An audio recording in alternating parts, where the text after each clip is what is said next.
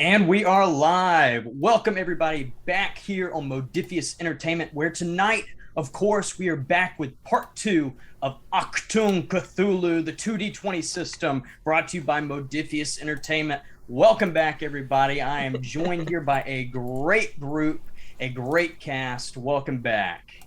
Hey. How's everybody doing? Good.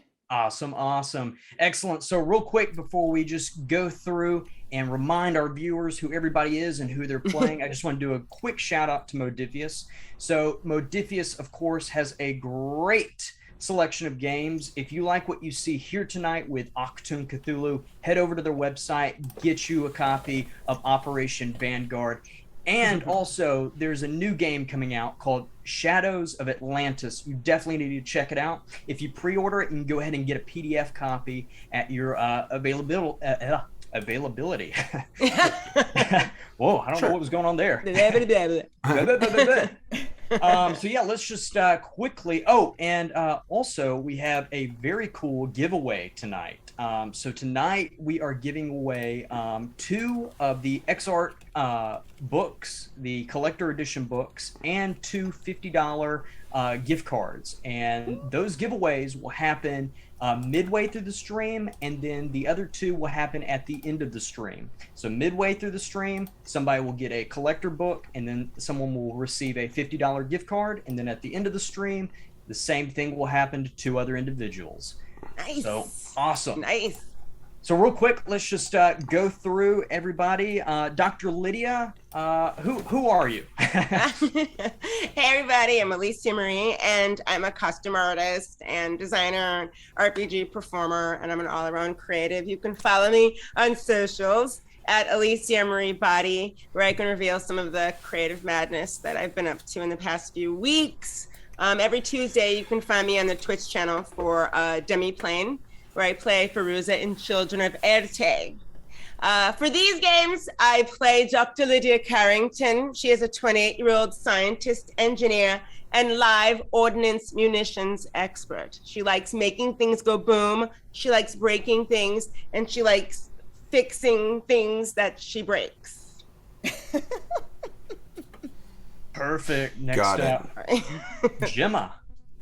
Hello everyone, I'm Brianna, but you also probably know me on social media as Utahime. I am a cosplayer and occasional streamer on my own channel when I get a chance.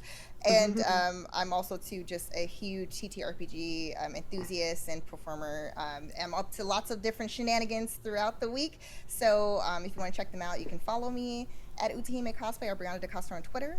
And I'm playing my beloved Gemma Janus, who is a circus performer, but also too a dabbler in the occult, but for the good guys. So we'll see what kind of chaotic craziness she gets the team up to this episode.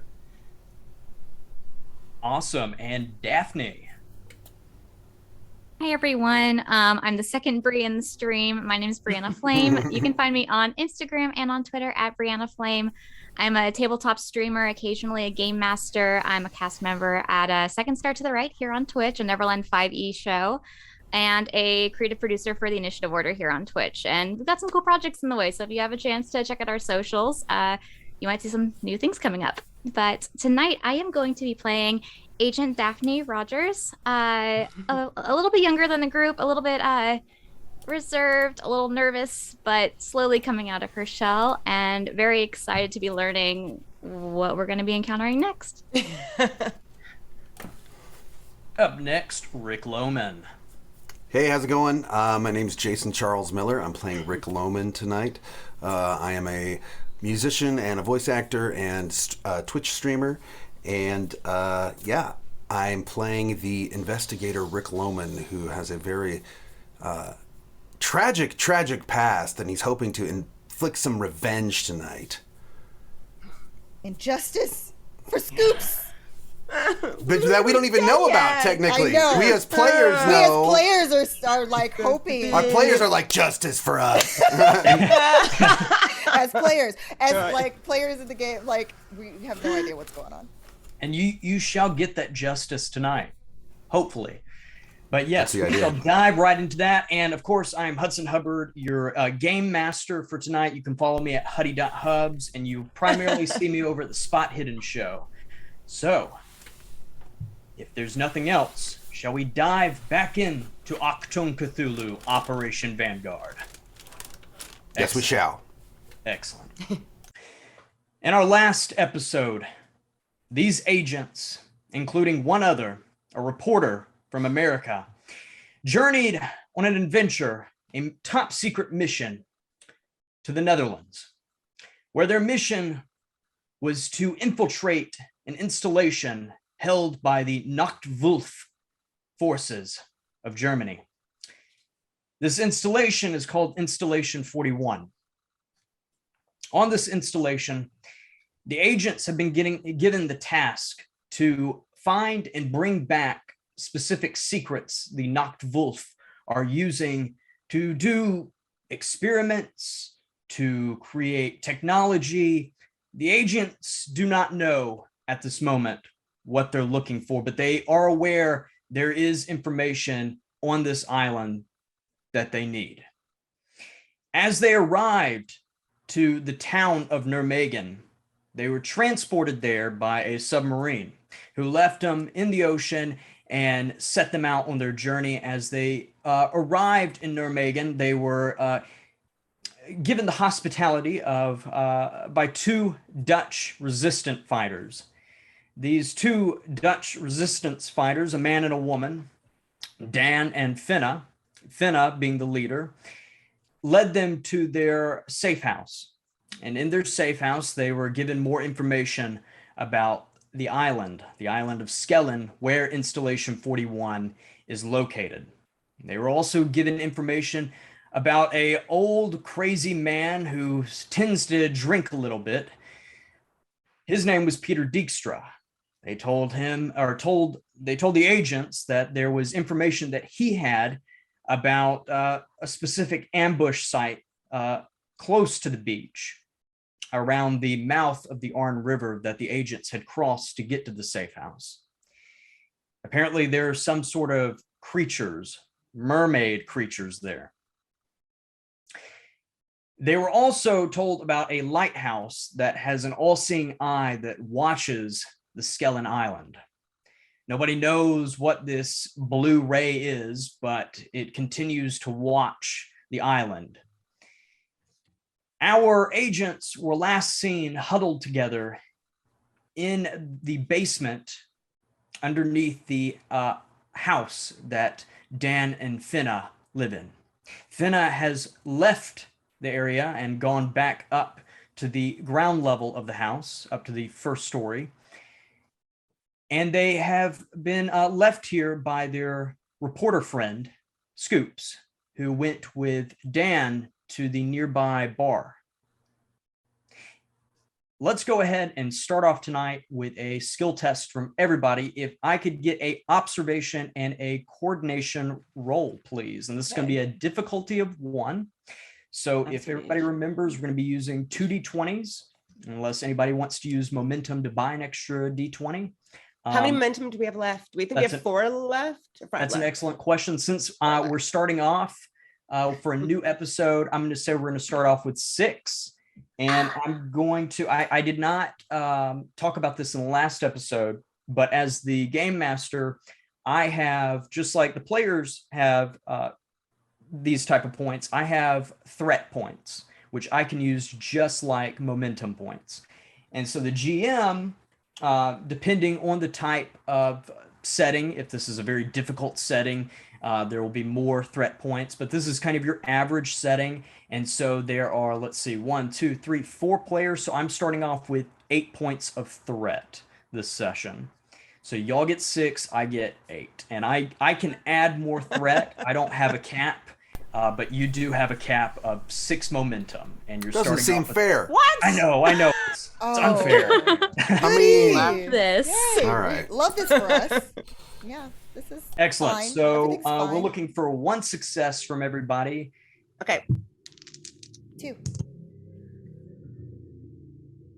Oh, okay. 1 success and 9. One Just one. success. So, Mhm. and we're already at the cap at 6 momentum. So those two successes that Daphne and Gemma, I was about to say Gemma, Gemma got would give an extra 2 points of momentum. But since you're at the cap, it just kind of rolls over.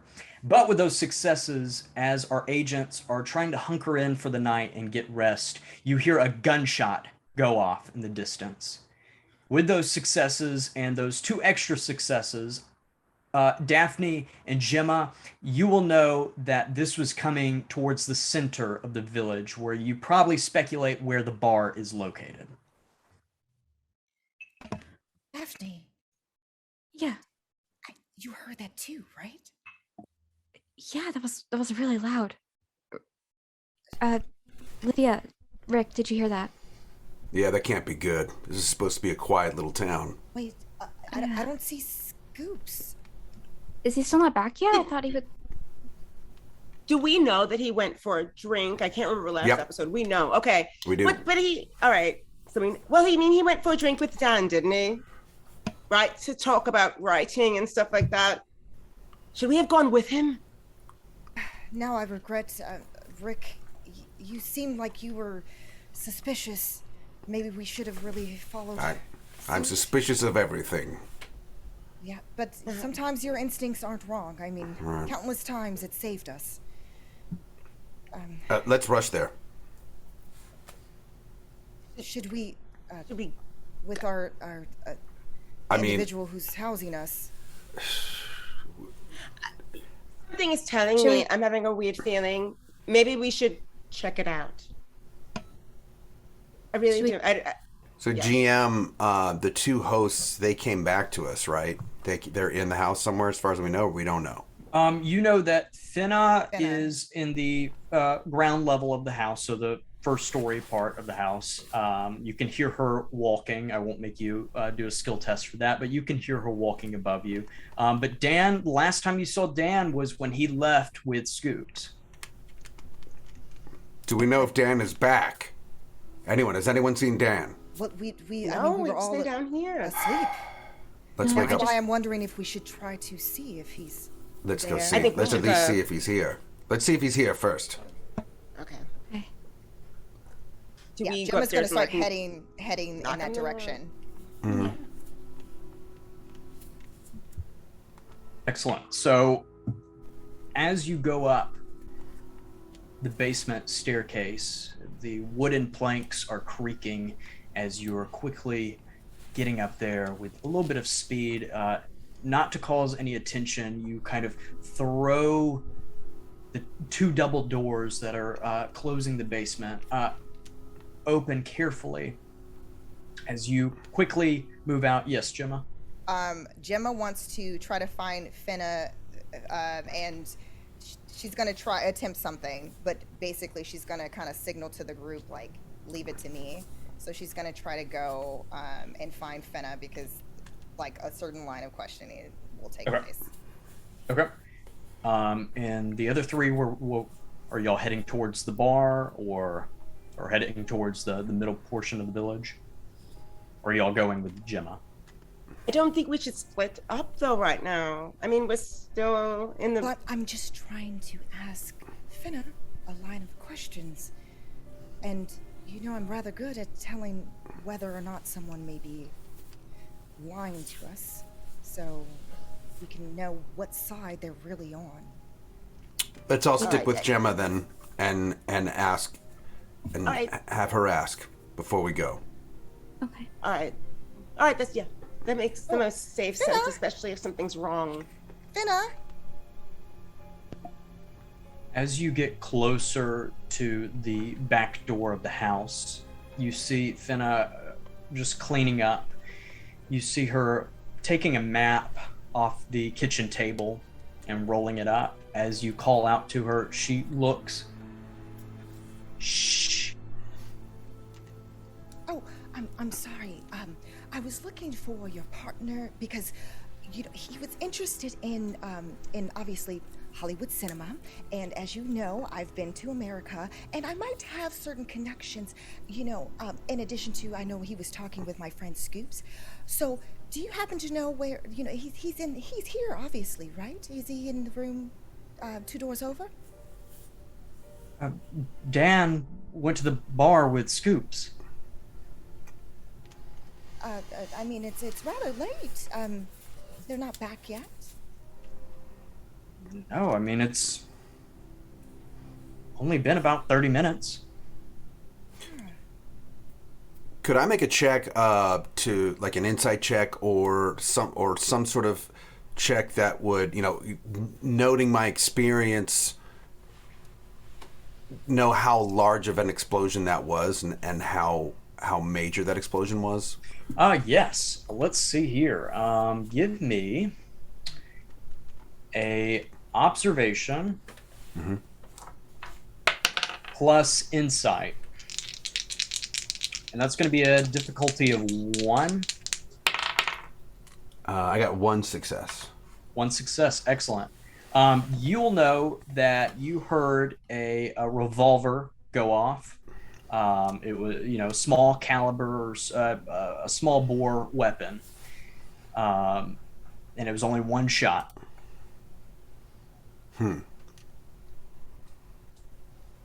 Well, Fenna, there was a gunshot coming from the bar area, and they're not back yet, so...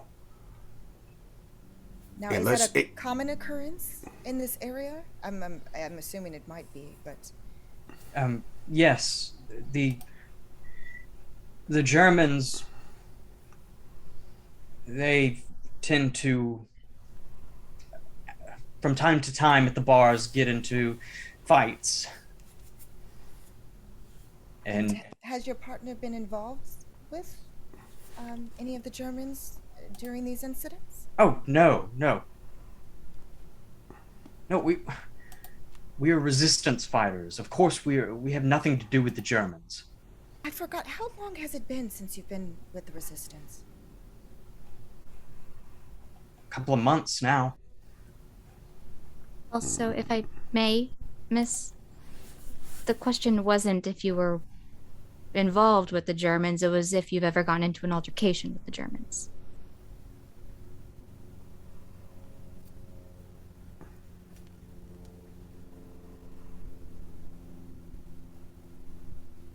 That's a big hesitation, Finna.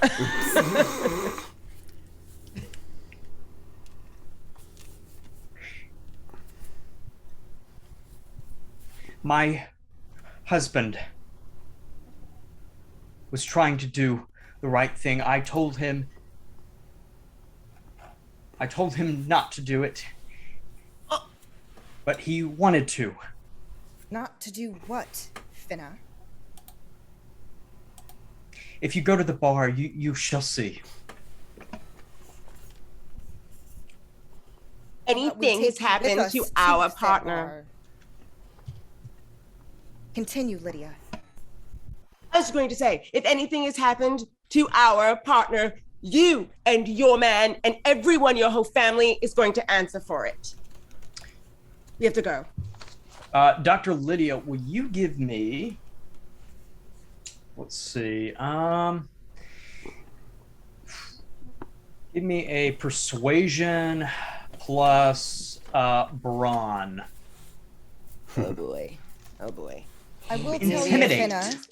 I think I'll use momentum. And it's going to be D1. If you wish to purchase an extra D20.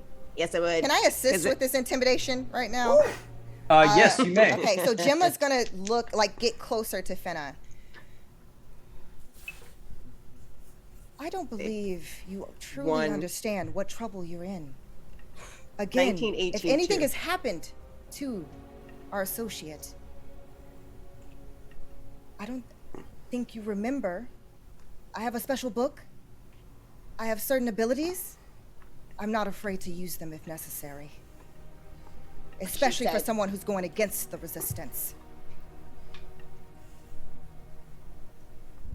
A special bomb with your name on it. And the skill rolls, if you still want to buy momentum, you can or use the momentum to buy an extra d20. That's great. Yes. But Gemma is also entering, so it's going to be, what did I say? Observation plus brawn. Yeah. And we're looking for one success. I only got a nat one. I was 19, 18, and 2. I got a nat 1 and another success. Okay, that nat Yay. that's gonna get an extra momentum. Actually, that causes, I believe. Yeah, no, that's an extra momentum. Yeah. So 1 momentum, so you pretty much got a free d20. Let me make sure real quick. That is right. Yes. Real quick. Let me check my focuses just in case. Yeah. Okay. Yep. Okay. Cool. So with that, and with what you both were just doing, you gain an extra momentum, and you see Finna just collapse. Listen, my husband and I have been doing this for a couple of months since the Germans arrived, but we truly were fighting the Germans. But when these Nachtwolf forces marched into town, even the Germans are terrified of them. They get into altercations all the time. The Germans, most of the time, don't even trust them. But my husband and I decided that perhaps we could make a pact with the Nachtwolf forces, that perhaps we could be untouched and they will leave us alone. If they would just... They were asking if we would give them test subjects. I don't know what for. I don't know why, but we would bring them to them. We'd bring people. You'd bring people to them. Yes. You are so dead. Point us in the direction. You can do whatever you want.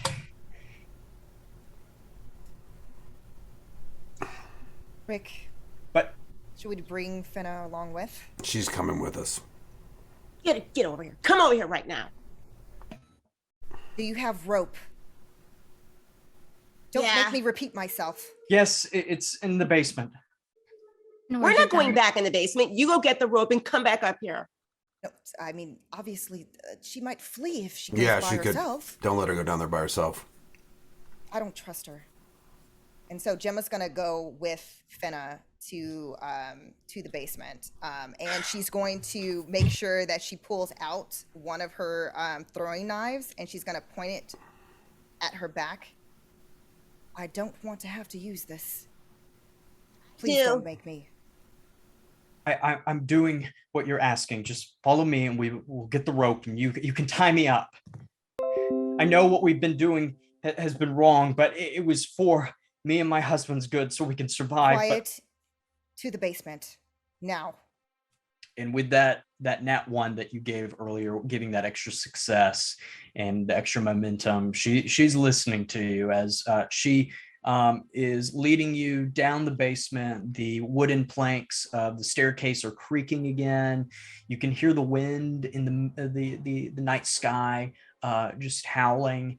As you go into the basement, she pushes some crates out of the way and gets this very, very, I would say probably around, let's say 70 inches worth of rope. It's not like thick rope, but it's a good size that should be able to tie up a person.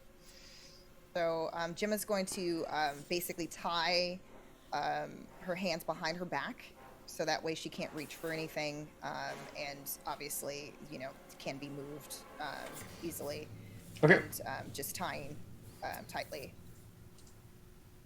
Awesome. Will you give me a, let's see, a tactics plus plus coordination to make sure that you tied the knot in a correct manner to where this person will not be able to get free. And how many successes are needed? Just a D1. Just a D1 for right okay. now. Mm-hmm. Yeah, so that's that it was a success. Okay, excellent. And you're able to tie Finna up. Did you want to do it behind her back or in front? Behind. Okay, Behind. and so her hands are behind her back, and she's just waiting for you now to lead her. And then I would lead back up to the rest of the group. Okay, and as you bring Finna back up, you can tell, she has tears rolling down the side of her face. You can tell that she is very upset, but you don't know whether or not, or if these are crocodile tears or if they're real, so yeah. It doesn't even matter anymore whether they are or not. It really doesn't. Don't Finna, worry. is there anyone else here in the safe house besides us? Are you alone? Yes, I'm alone. You better be telling You us. have my word. I'm alone. I hope you understand your word doesn't exactly mean much to us right now. Daphne, if anything happened to Scoops, I know it seemed like you guys were catching a flame for one another. He was a very kind man. Very brave man, too, to come out here. Oh, did we check? Did he take his belongings? I don't think so. I think he left some of his items back when we were in the basement. Maybe you should go grab those and then we go and try to look for him. What do you say, Lydia? Rick? I say, Finna, you point us in the direction of the bar right now.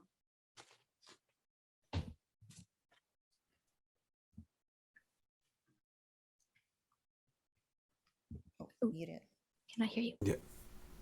Oh, you're muted. Can I hear you? Thank you. That rewind. was mine. I was really It's Sure. like he's really trying to get that out. All right. Yeah. And after Dr. Lydia says that, Finna looks at you, Dr. Lydia, and says, yes, follow me, but we need to be quiet. The German forces around here are still awake, clearly. All right, then. Should we also gag her? So she can't scream or warn the Germans? Yes. Good idea. In the general. kitchen area, right, has a rag. Mm. Yes. Gemma's just gonna take, even if it's a dirty rag, and stuff it in her mouth. Especially if it's a dirty rag. Yep. There's I'll a find a rag dirty over- rag. over on the sink Rick will that- find one. Can we? That's the right the scrub the truth. floor with it. We'll use the truth for that now. No, yeah. There's a rag over at the sink, and you grab it and stuff it right into Finna's mouth. Look, that's already too much noise. And see, like, Dr. Lydia is like 5'1", so I don't know how tall Finna is. So she's tiny, so she points the gun like up at her, and she's like, one false move, and your head will be the next explosive I find. All right? Okay. Daphne, did you get Scoop's items? Yeah, Daphne would have ran back down to the basement in this interim period and grabbed his items. I think he said he had a camera on in a bag with his notebook. His in it. notes, yeah. Yeah. For the scoops. We should go try to find him. Right. Excellent. As Finna begins to lead you out the front door, you look down the right side. Down the street, you see two German soldiers walking the opposite way. So you see their backs. So you know that the Germans are on the streets. Okay. So with that, if everybody will give me a stealth and a agility roll to make sure, and this is going to be a D2.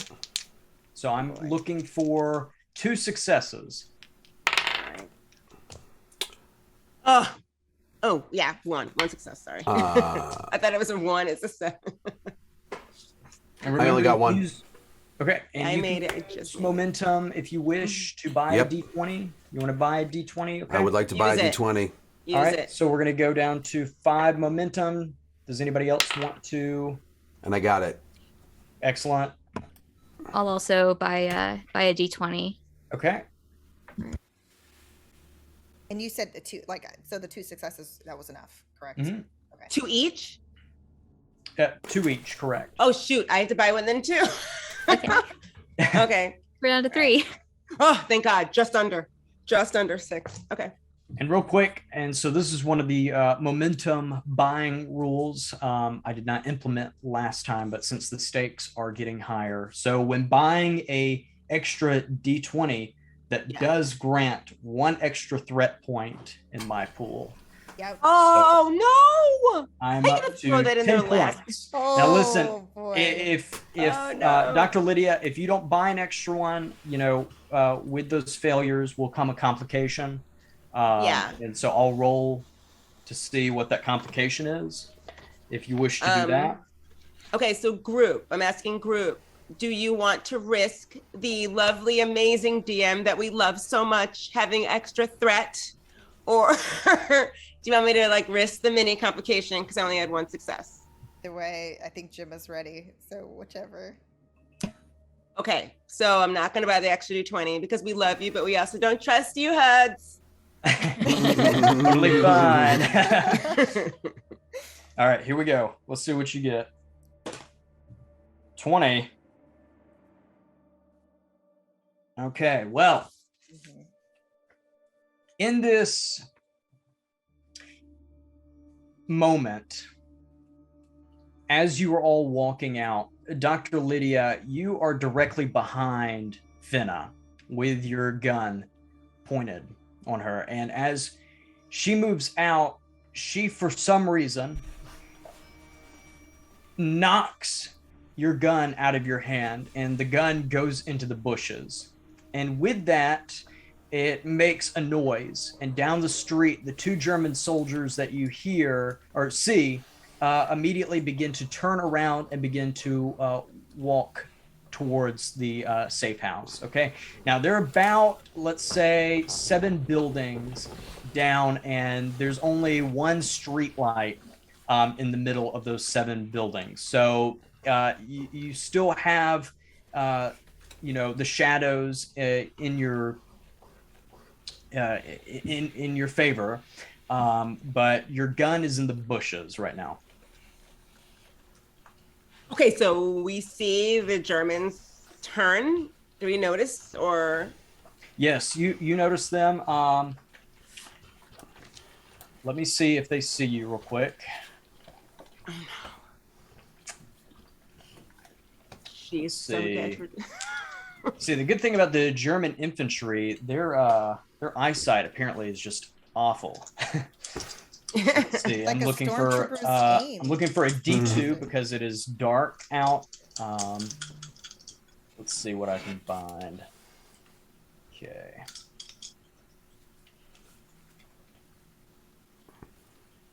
I have 1 success. And it was a 1, so I get one threat added. So with that 1 success, you hear one of the Germans yell out, "Achtung, Achtung!" as you see these 2 German soldiers begin to charge at the house.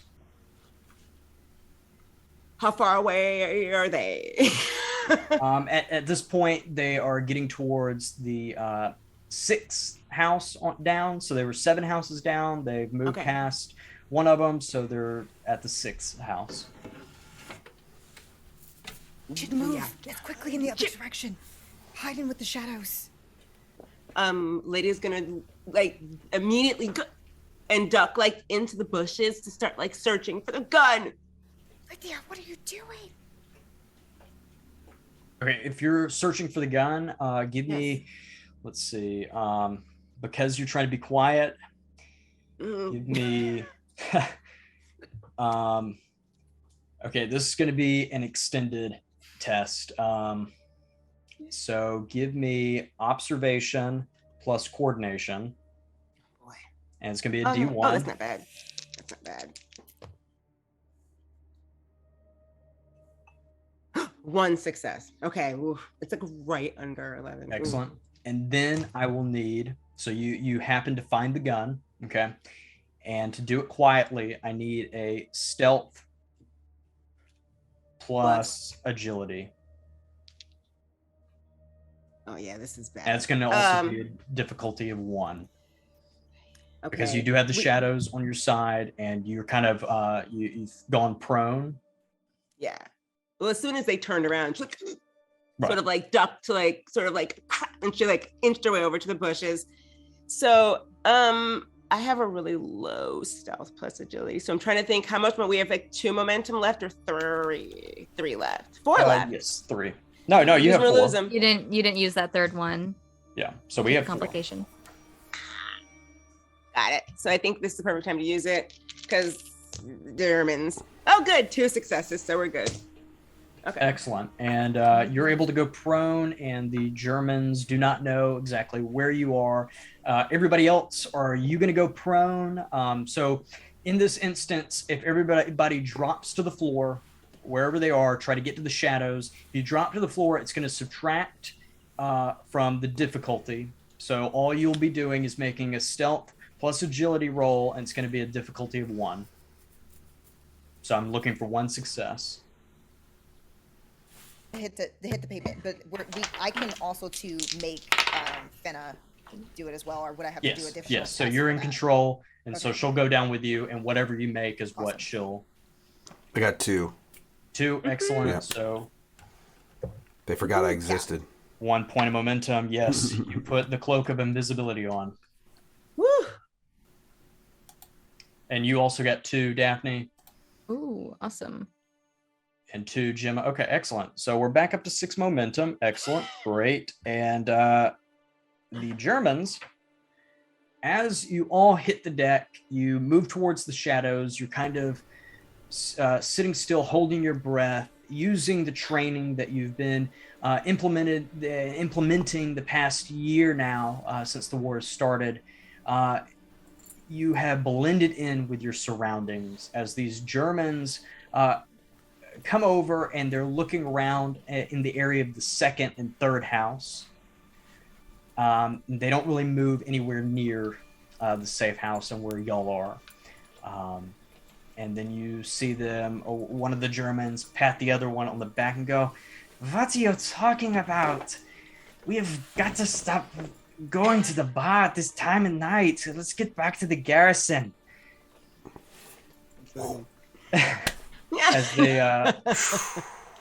As they walk back in the direction that they were running from. You are clear now. Oh my God. We told you not to move.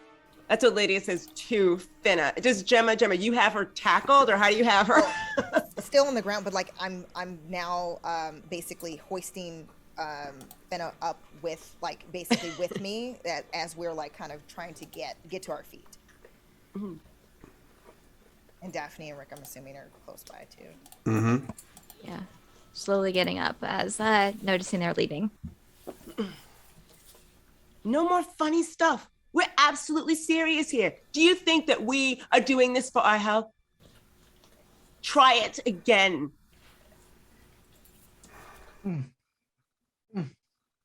As she begins to lead you down the staircase that leads to the front yard and the nice cobbled street in front, you do notice a lot of nice Dutch 2-story buildings and small Dutch village homes. As you make your way towards the middle portion of the village, you notice a brightly lit Dutch bar, and you know it's the bar because you hear somebody yelling inside. You can't really make out who it is unless you want to give me a observation plus coordination skill check. Yep. and it'll be a difficulty of 1, looking for 1 success. Jim is gonna put like basically if they're getting close to the outside of the bar, Jim is gonna kind of put Finna and like kind of point like Lydia to kind of like watch over her. Don't move. And then she's gonna try to take a look as well with the rest of the group. Excellent. And with that, everyone who made a success, you will notice that this voice, you've never heard it before. Finna has heard it. And Gemma, as you're talking to Finna, you notice that she kind of looks over towards the bar and you see her kind of just roll her eyes. What you hear is, well, now that's a story. That is a story. This is coming from the inside of the bar. Is that... No, Lydia's just saying this to the three of them. Is that old man Peter? Maybe? Is it, Finna? Nod if it is. We need him. Whatever we do in here, don't destroy that one, because we need him. Can I destroy everyone else? I'll gladly help Unless- if Scoops is in trouble. Unless he's still in there. Please not him. Of course not. If she has a chance to finally go steady with someone, we want to make sure that, you know... Emma, it's not- finally. Oh, I've gone steady before. You don't have to shout it out to everyone. sorry. And then she's gonna just like kind of like awkwardly like sorry guys, and cover her mouth and then kind of like What should we do? Should we just pretend like we're just there for a good time? Or what are we going to do about Finna? I know that's a good idea. I didn't think of that before we took her with us, but we couldn't let her go because she probably would have sold us out too. Maybe we should bury her underground. Well, she's collateral. We need her with us just in case things go south. And they can quickly, as we know. What are we going to do with her? Well, I don't know what to do with her, actually. I think we should just walk in with her because she's a local. Maybe, you know, we'll act like... Walk in with her gagged How and about tied? this? Lydia, you stay out here with... we're going to be separated only briefly. If anything goes wrong, make things go boom. But in the meantime... Ready? Rick and Daphne, let's go inside and and try to get Peter and whatever information. Hopefully Scoops is in there as well. Hopefully, he better be in there. Alive. Or you're going to eat it. She's pointing to Finna, of course. Not the rest of the three. yeah, we'll start making moves towards the entrance. Excellent. And as you are moving towards the 2 double doors of this bar, these aren't like Western saloon doors. This is just, wooden double doors with a nice window on both of them. As you open it up, you notice that the bar has cleared out. You do know or can tell that there were a good bit of people in here. The chairs have been shoved around, moved around. But there is one person still lingering in this bar, and this person is up directly in front of you. Their back is to you, and what you can tell is it's an older gentleman. Oh, after a performance like that, I just simply have to try this famous ale that everyone is talking about. I think you mentioned it.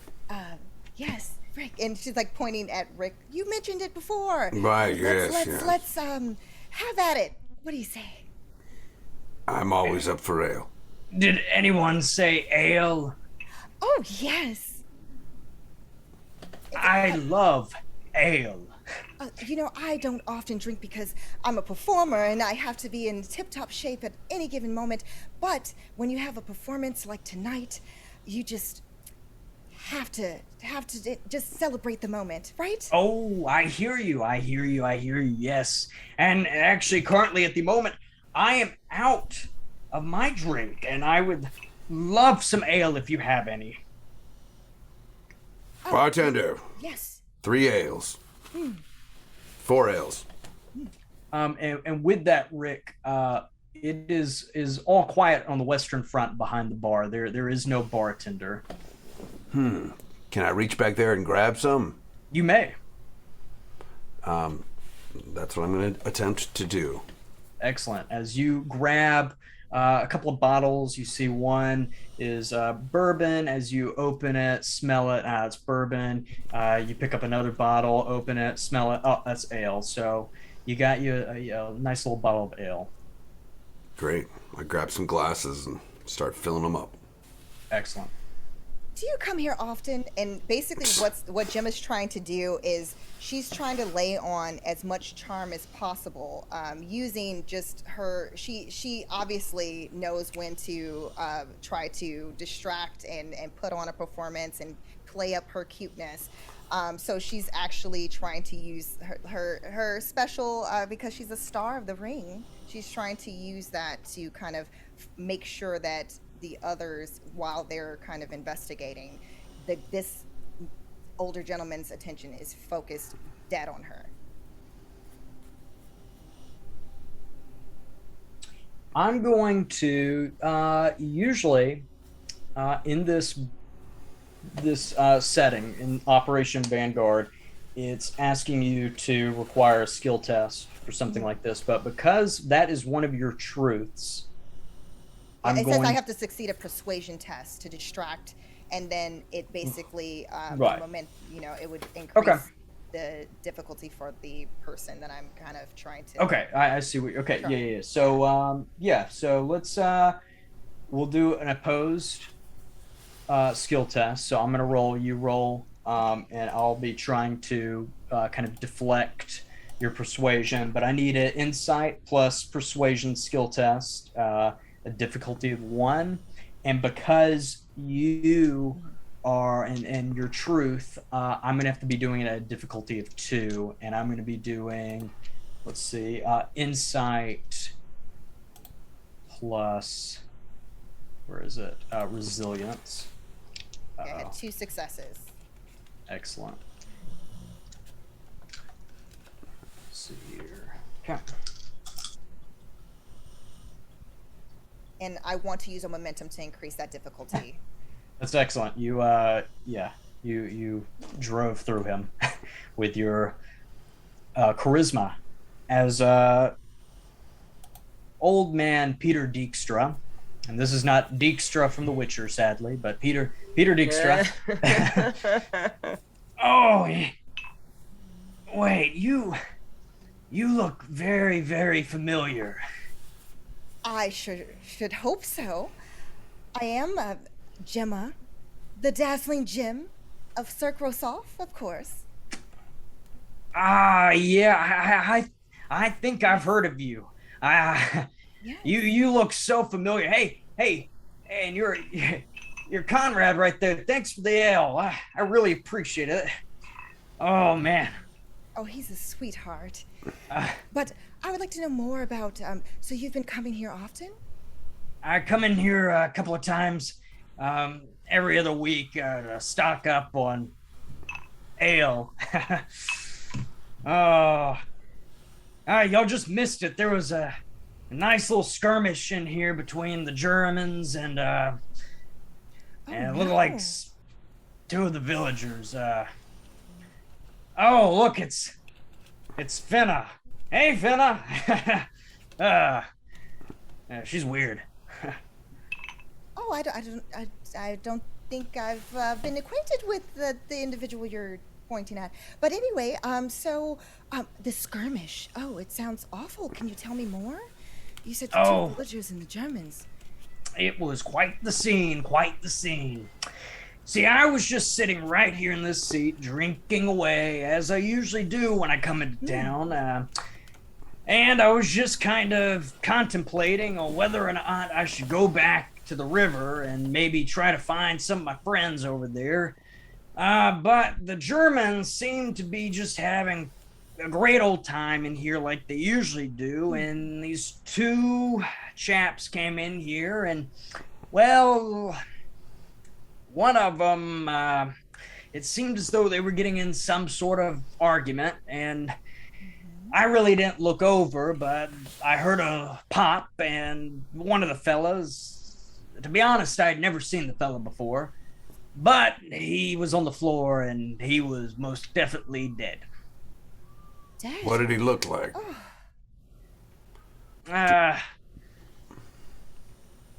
Young guy, strange accent. Actually, I think he was American. What? An American in these parts. How odd. Yeah, it is strange. It is strange. The other guy, I have. Yeah. Oh, you know what? It was Finna's husband. Yeah. They were getting in some sort of altercation. I don't know that. And you heard a popping, and he went down. Yeah, I heard a pop, and I kind of looked over quickly like this, and the guy was on the ground. But you don't know who shot him. No. It seemed as though there's probably about 6 Germans in here, a couple of them with their machine guns, and the other ones with their pistols. They all had them out, but it seemed like none of them had unloaded. What happened to the body? Well, now that's interesting right there. Well, it seems as though the 3 of the Germans picked up the dead guy and took him off in one direction. And then the rest of them, well, they got a hold of the other guy that was in the altercation with the dead dude, and they took him in another direction. Awful. Well, oh my goodness. What are my manners? We're talking about such morbid topics. My friends. Go ahead. What was your name, sir? Oh, I'm Peter. Peter Dijkstra. Pleasure to meet you. Gemma Janus, of course. Ah, Gemma, yes. That sounds so familiar. I'm sure I've seen your poster or perhaps your pictures. Well, we did have a traveling picture show come through town many months ago, and I went in there, and I cannot remember the movie I was seeing at all. I promise you that. But it seemed like it was a good movie. Oh, I'm sure it was a really great, picture. I'm sure. Again, they just left and went somewhere else? That's Yep. just normal for them to take bodies and take them somewhere? Oh yeah, these Germans, they just take whatever they want because they got some sort of deal with those knocked Wolf forces on the Skellen Island. Right. See, yeah, they well, you know, this might be a little too much TMI, but I was down by the river trying to hang out with some of my friends, and it seems as though these knocked Wolf forces were trying some sort of dark magic ritual down there, trying to get a hold of my friends. And then I made a deal with the Germans, and it was a really blurry time. I lost a couple of friends down there, and they took some of them back with them. Who are your friends? I'm sorry. Oh, hey, how you doing? Are you Oh, here's some more ale. And then Gemma's going to basically just like take the glass from Rick. Hey, and slide it over I to him. appreciate that. Give me 1 second. My friends, well, listen, a lot of people around this place call me crazy. And when he says that, Finna over to the side is like this.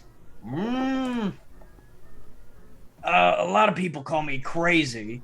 But there's some old wives' tales that go around in this village, old legends about these mermaids, mermen, who live in the depths of the Dutch Ocean.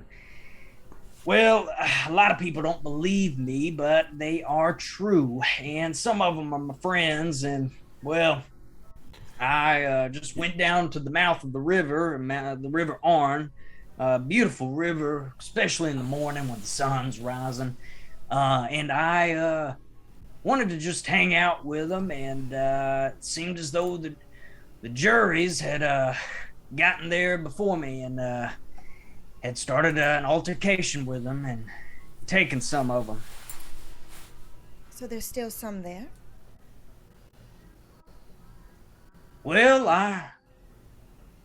I do believe there was one who may have escaped, but I can't be for certain. I did see them carry off about 4 or 5 of them off in gurneys.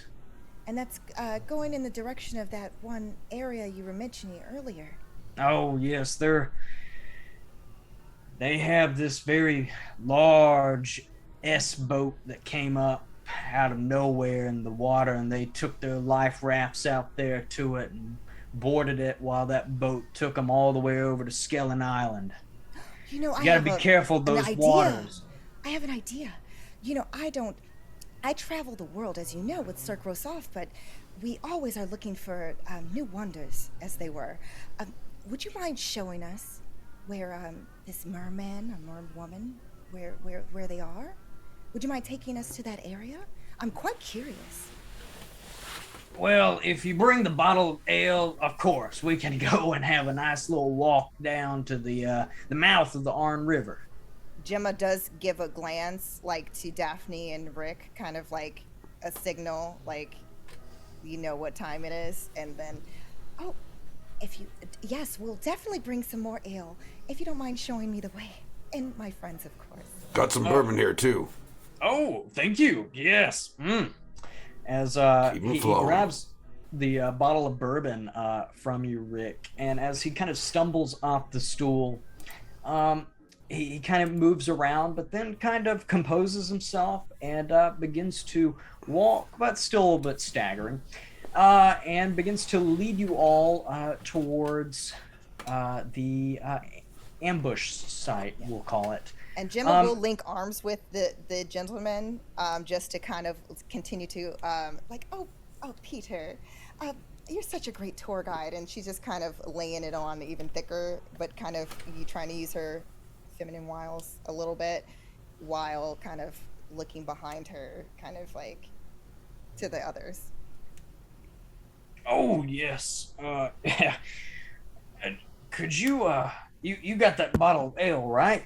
Mm-hmm. Do you mind just popping the cork off of it and just pouring a little bit more in my glass? As you see him, he's got the bottle of bourbon under his arm and his glass of what's left of his ale, and he's just asking for you to refill it as y'all begin to walk.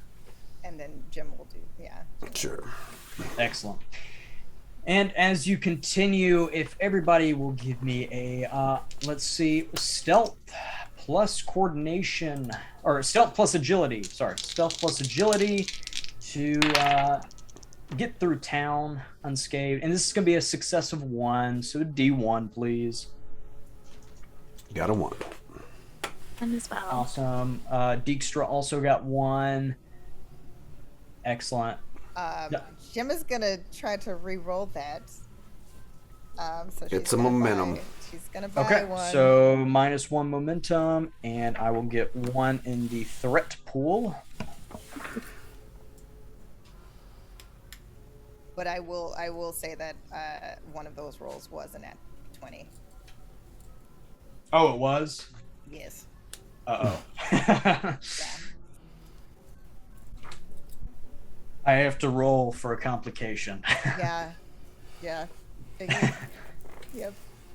All right, let's see. It's like a success and failure. So here we go, guys. And it was another nat 20. Oh. So, Wait. Critical fail. I don't like that for story wise. That doesn't really make sense. So give me 1 second. Let me cook something up because it was going to be drop another primary weapon, and I was like, that doesn't make any sense. I mean, it could be one of my. I have not multiple knives. I don't know. Let's say, how many knives do you have? Usually she has about 4 on her. Okay. So as you and Rick were shuffling with Peter Dijkstra trying to refill his ale, you did not notice that one of your throwing knives has fallen out of the satchel or holster that you have it for a scabbard, and is now fallen onto the bar floor and kind of spun underneath the table. Okay. But you were unaware of this. Got it. So awesome. And so as you are going, you all successfully make it through town. You do notice that it is quiet. You do hear German voices off in the distance. You do see a very large, bright blue light kind of towards the west. Yes, the southwest of town. You could assume that is the St. Olaf's Lighthouse. And you're making your way back north to the Arn River, but to the mouth of it. So you're walking on the beach at this point as you are feeling the ocean breeze hit you. You look out to the ocean where a couple of hours ago you were coming from your English S-boat that led you out from the sea, and you made your landing onto the beach. You begin to walk with Peter Dijkstra. The sand is heavy, but you notice in the distance the mouth of the river and how it is opened.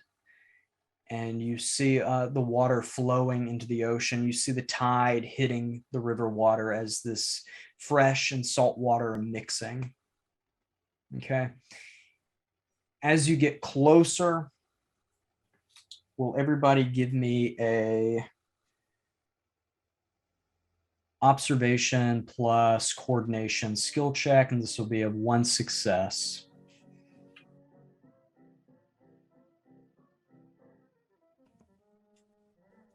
Two, 3.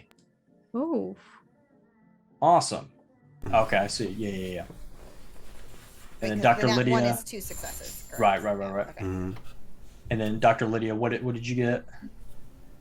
I have actually had a 13, but then I had a critical 1, so I'm okay. Okay, excellent. So 2 successes. Mhm. Excellent. And yes. So you're back up to 6 momentum. Good. All right. So as you get towards the mouth of the river, you do notice that there is a low barbed wire fence entrenchment that is blocking your path to get to the actual mouth of the river. Okay. In front, a couple of yards in front of you is a sign. On that sign, it says Achtung meinen.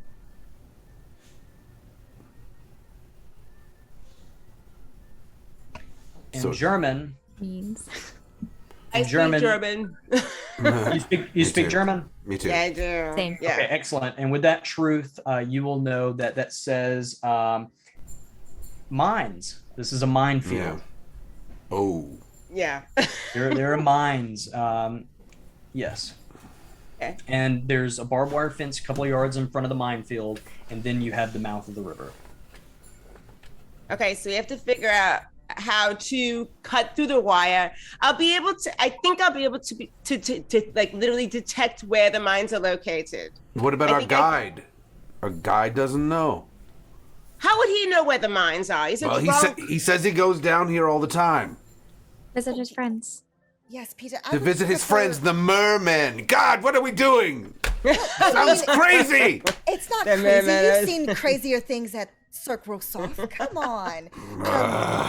We could go upriver and maybe just take the waves down, Well, we're at your disposal. We'll follow your advice. You're the one who's talking to mermaid creatures and stuff like that, so it's all you. Mr. Dijkstra, I'm out of curiosity, your friends, they're kind, right? They won't, if we're in the water and they are as well, we won't be surprised, will we? Oh yeah, don't make any sudden movements or spook them. Well, in the water, okay. Awesome. So do y'all want to go upriver, or do you want to try to make it through the minefield? Okay, cool. So upriver it is. So as you make your way, not mine. as you make your way towards the east, just a couple of yards upriver, you begin to gain access into the river. If everybody will give me a survival plus agility roll, and this is going to be a difficulty of 1. Okay. Whew. 2. Excellent. 2, actually 3. Excellent. And then how many did you get, Dr. Lydia? I got no successes. No successes. Oh, no. No. I think we have an abundance of momentum if you'd like to use it. Mm-hmm. If you don't mind, I think I'd like to use some momentum. Yes. You're at 6, so All right, yeah, might as well use. Well, what should I use? 1 or 2? We need 1, right? yes, For that is this? correct. Since we're up the creek. Yeah. All right, let's see. Without a paddle. Right, I was just about to say that. That would be another failure. So, question for you, DM: how many momentum can we use in any scenario? Is there a rule? Or I'm gonna just keep burning through as I fail. You can, but because you purchased an extra D20, I'm going to get an extra Yeah, threat. so it increases his threat. Mhm. Thanks. So, question here: I failed all 3. Do I use another momentum and give you more threat, or do I just take whatever just happened? Well, I think there's also too where you can take the L, and then that actually, I think. Oh, it gives me. Doesn't that give a momentum? If I'm not mistaken, if you take the L. Let's look real quick. Let me pull back up what we can buy momentum for. I think I get fortune if I take a voluntary. Yes. Take a voluntary fail. Yes. If you take a voluntary fail, you will get an extra point of fortune. Okay. Fortune. Yes. Yes. Okay. Not momentum. My mistake. Okay. We're up this creek in a canoe or a boat, or what does it look like? What are we in? You're not in anything. So you're in the water. You're submerged, kind of waist deep, as you have your weaponry over your head. However, Dr. Lydia, because of these failures, even though you're accepting the failure and you're getting the extra fortune point, your weapons. One of your weapons. How many weapons do you have on you? I have a bunch of bombs. I have 6 Mills bombs for throwing and 2 concussion mines that are timed. I also have 2 Enfield No. 2 service revolvers, but I've modified them a little bit. Okay. Let's say you said 6 grenades. Yeah. 3 of those are knocked off and have started to float underwater downriver. You're a beast. I worked so hard on those bombs, and Lydia's gonna start as if she's gonna start swimming after her babies. Are you just gonna say, "Here, what?" As you are swimming after them, as you are all watching Dr. Lydia run after her babies, these grenades that she has created, Yes. you are all about to cross under the bridge that originally there were 4 German sentries on top of, but because of what happened in town about 40-50 minutes ago, well, now it'd probably be an hour and 20 minutes ago, they have all left the scene.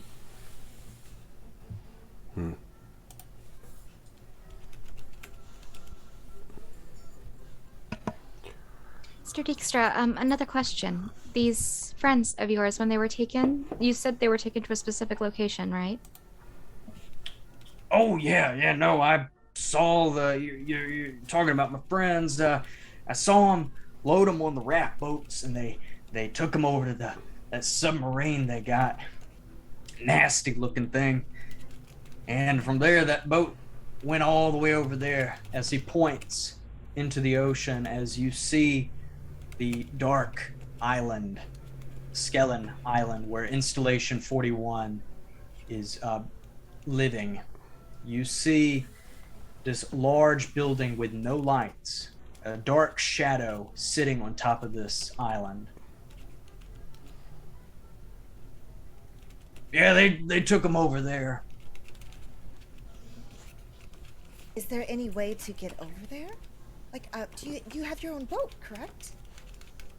Oh, do I? Oh no, they won't even let me drive a tractor around here. But there are some fishermen in the village who do have some boating vessels that you can take if you wish. You probably have to ask their permission. They really don't like people using their boats, except themselves. What if we just borrowed it briefly and returned it? Obviously, unscathed, and just put it back like nothing ever happened. Oh, perhaps, but It could be our secret. You know, I'm not always in town, so you get to show me around. well, I'm gonna be honest with you, because you've been so nice and getting me such nice beverages this evening. Listen, if and y'all are talking as you're making your way down the river, and you're getting close to the mouth where the ocean is connecting with the fresh water. Well, listen, most of the boats don't really get anywhere near the vicinity of Skellen Island. You see, the St. Olaf's lighthouse is like this great eye that watches over the Skellen Island, and there's this blue beam that's emitted from it, and I have no idea what it is, but one time I saw a seagull fly right into the beam, or in its direction, and there was a cannon from the Skellen Island that shot up at the bird and killed it just like that. Oh, wow. Question for I'm curious. The boat that we came on, is it near this area or is it further away? It is. Let me look at my map. It would be probably about 200 yards north, maybe even a little bit more than that. But it is close by. But it is it north. possible to create a truth if we use 2 momentum? Perhaps, yes. Yeah. I mean, yeah. If you want to use 2 momentum. That must be one of their boats. One of the fishermen's boats right there. And she's pointing, and it's basically like a couple yards over. There's like the boat that's emerged kind of and tied up, or however it's docked on the side, that belongs to one of the people that he mentioned. Oh, yeah. Actually, yeah. That's one of those fishing boats. Oh man, I hope they weren't here when the ambush was. Nah, they weren't. I was here and I didn't see that boat. So, I wonder what happened to it. Well, it must be our lucky night then. We get to see your friends up close and personal. Oh yeah, and as you get closer, you are at the mouth of the River Arn now, as the fresh water is pouring into the ocean and the tides kind of mixing with that. As you are entering this area, you have a beach on your right and a beach to your left. You know, the one on the right goes north to where you hid your boats, and for your truth, Gemma, it is the fishing boat to the right or to the left of you as you are all looking towards the ocean. The left.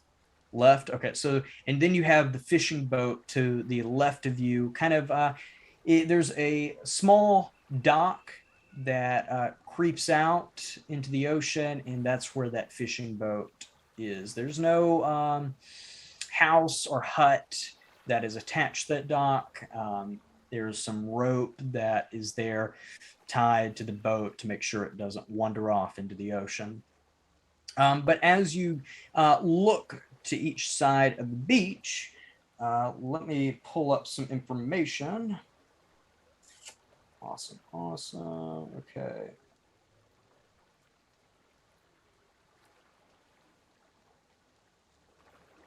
Cool. If anybody, it doesn't have to be everybody, but if someone would like to give me a reason plus academia skill test, it's going to be a difficulty of 1, so I'm looking for 1 success. I'd like to make that. Okay, Daphne. Yeah, I was like. And this is for occultism. That's 2 successes. 2 successes. Excellent. That's awesome. Excellent. Very good. Excellent. All right, cool. So yes, Daphne, as you are entering this area, you it's just instincts. There's something that hits you, and you immediately look to your right in the direction of where this is coming from, and you see a glowing, or what's left of a glowing green pentagram carved out into the beach. You also notice a couple of yards in front of you a glowing gold in the sand in the water, right in front of the beach. So you know how you have the water and then the beach meets. So it's just sticking right there as the tide kind of rolls over it.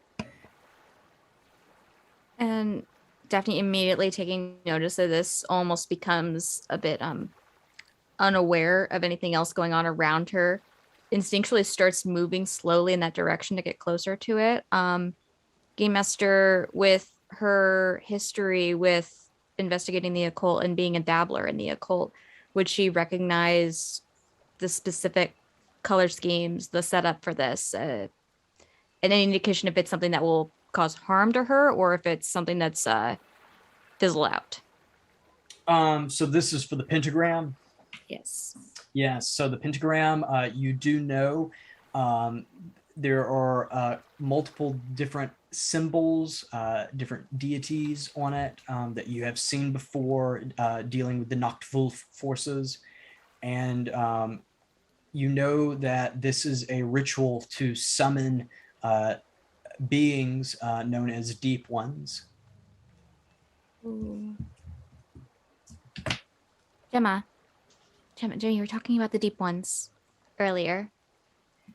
Yes. Right here, this. Have you seen this before? This is something I've seen. It's used to summon them. Oh, wait, I think I know. And you'll see where she kind of goes in her bag and she reaches for like a light in order to try to see as she's kind of trying to go through her grimoire that she has to try to see basically as far as which particular deep ones they were trying to summon. So she's trying to look within her occult tome, which is Fabulous Beasts of the Unknown Lands. So basically it would allow her to get that information. Okay. However, I do know that basically because I'm studying, that is going to, of course, cause some stress, but she's going to do it anyway. All right. And how much stress will that be? That's 4 mental stress. Okay. All right. So 4 mental stress you will take. and they, you know, that they were trying to summon Deep One warriors and a Deep One sorcerer. This is not good. This is not good at all. And then she's kind of pulling Daphne closer. So What is it? they're trying to summon warriors, Deep One warriors, and a sorcerer as well.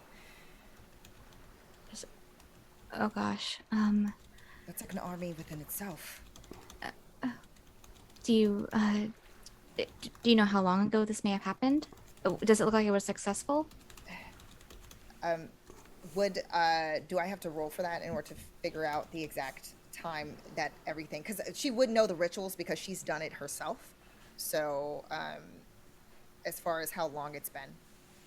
To know more information like that, yes, I would need a reason. Let's see, hold on. Yeah, a reason plus engineering skill test, and it's just going to be a difficulty of 1, since you do have expertise in this field. So looking for 1 success, Yes. reason plus engineering. Just got it. Just 1, perfect.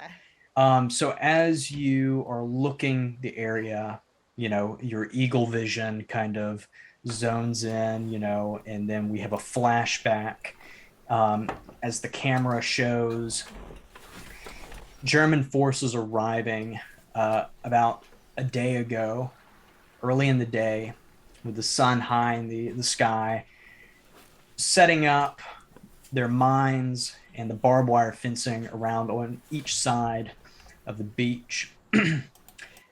They wait as their head officer is waiting at the edge of the beach at the ocean water as a fishing boat approaches. This fishing boat holds 4 Nachtwolf forces and 1 officer, a woman, wearing an eye patch. As she comes closer to the German officer, she begins to scold. You can't really tell in this flashback what they're talking about, but you do notice these Nachtwolf forces as they come over and begin to draw the pentagram into the ground and onto the beach as they begin setting up everything. And the woman with the eye patch, this officer, this Nachtwolf officer, comes over and pulls out this golden medallion out of her pocket and is looking at it, and then looks at the pentagram and just kind of smiles. And then we're back to present day.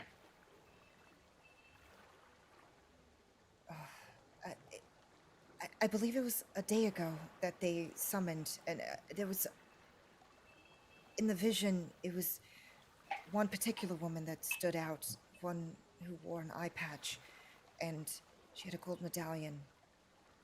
She seemed to know the occult well. She knew these rituals, at least. Who knows what else? And Game Master, with Gemma's stress that she's now taken on, is that something that we're able to recognize has happened? Or is it like any type of, like, with the look of like pain almost and an expression? Is that something that's able to be seen? You will notice Gemma having Gemma, you would probably have a migraine, and there would probably be a little trickle of blood beginning to exit one of your nostrils that you can clean if you wish. I thought it would get easier over time. Looks like it's only getting harder. All about perspective, I guess. Gemma, come here really fast. If it's okay with you, I might be able to help. Of course. And Game Master, I would like to try to use my healing spell, the 2-step ritual, to attempt to repair the mental trauma of the stress. Sure, yeah, I'll allow that. Just describe to the audience what you're doing and how it works, if you don't mind. Absolutely. Yeah, so as one of the items she's been trying to keep out of the water as she's moved even closer to the shore has been a leather bag on her side. She pulls out an old journal of her own that she's been writing in somewhat meticulously. She opens it up, and you would notice it's a not anywhere near the status of Gemma's grimoire, but notes in here, practices. There's indications of past rituals that she's done, and she kind of looks at it, and as she's starting to trace almost like this small figure in the air in front of Gemma's face, and she's going to lightly press her hand on Gemma's face. It's almost like this area around her hand looks like it's distorting in color and turning purple with light blue glyphs around it, as I would try to heal the stress. Awesome. So with this, it says this is a skill check of will plus medicine for Okay. it. Okay. Which, that is good. I hit the 2 success threshold. So I'm so sorry. I haven't ever done spell casting in this yet before, so I wanted to make sure I'm doing this correctly. Master, is it a well, it says there's like 2 steps, 6 stress, and 1 cost. How does that affect overall what I'm able to repair for Gemma and then what I take on myself? Right. So the 6 stress, I believe you take on. Okay. Okay. And so that means that you'll take 1 injury. Okay. Okay, because that was over 5 stress or 5 or over. And so that's 1 injury. Okay. And that'll be a mental injury.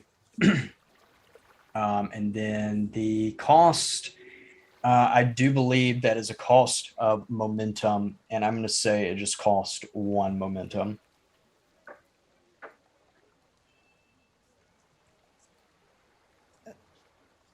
Okay. Daphne, I didn't know it was gonna hurt you instead.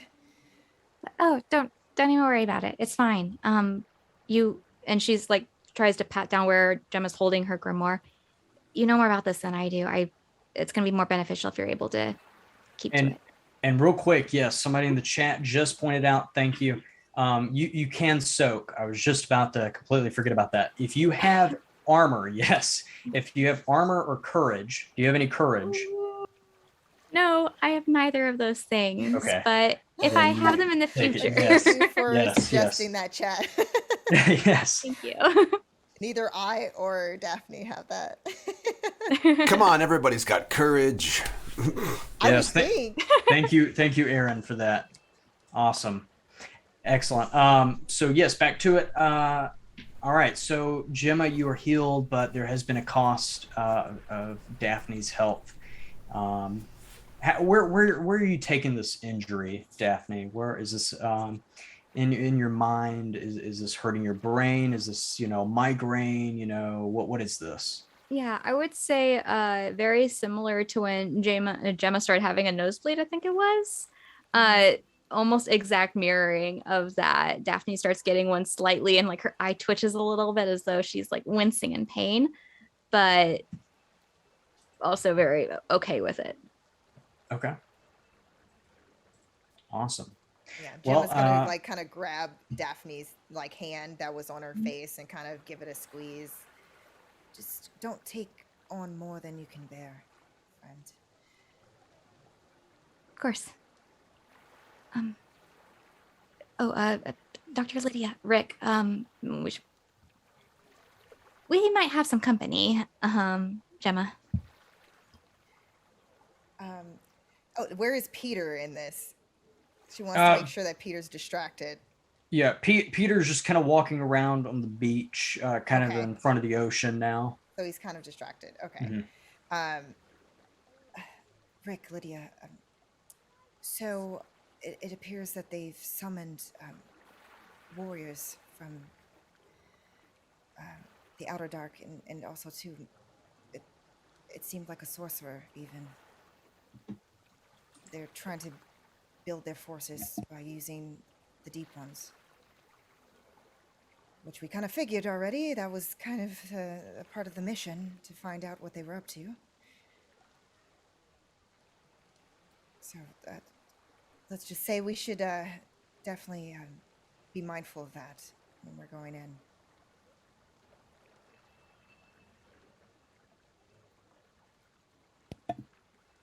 Where's the woman that we tied up and put a gag on?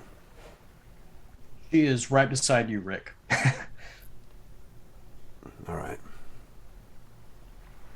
Just making sure. I'm sitting on her. Good call.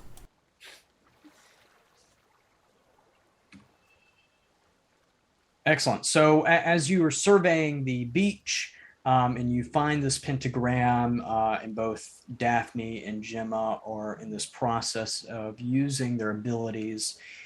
Rick and Dr. Lydia, you said you are sitting on top of Finna.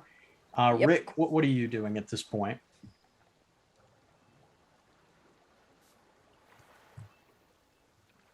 Sorry, I was muted. I'm just so the mermen that he's talking about are the deep ones. Is that Yes. basically what we figured out? Yes. Yeah. And Gemma would have explained that when she was kind of pointing out before last, like, earlier in the night. Well, I feel like it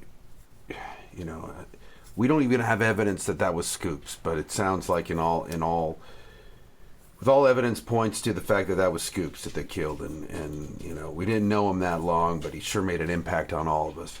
And I think for the sake of Scoops, we need to get to that island as soon as possible.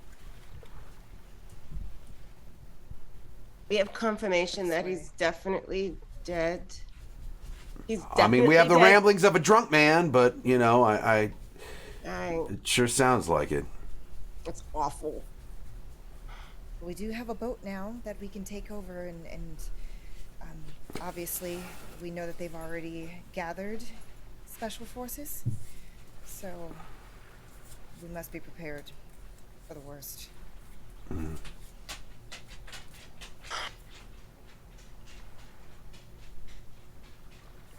All right. Let's go.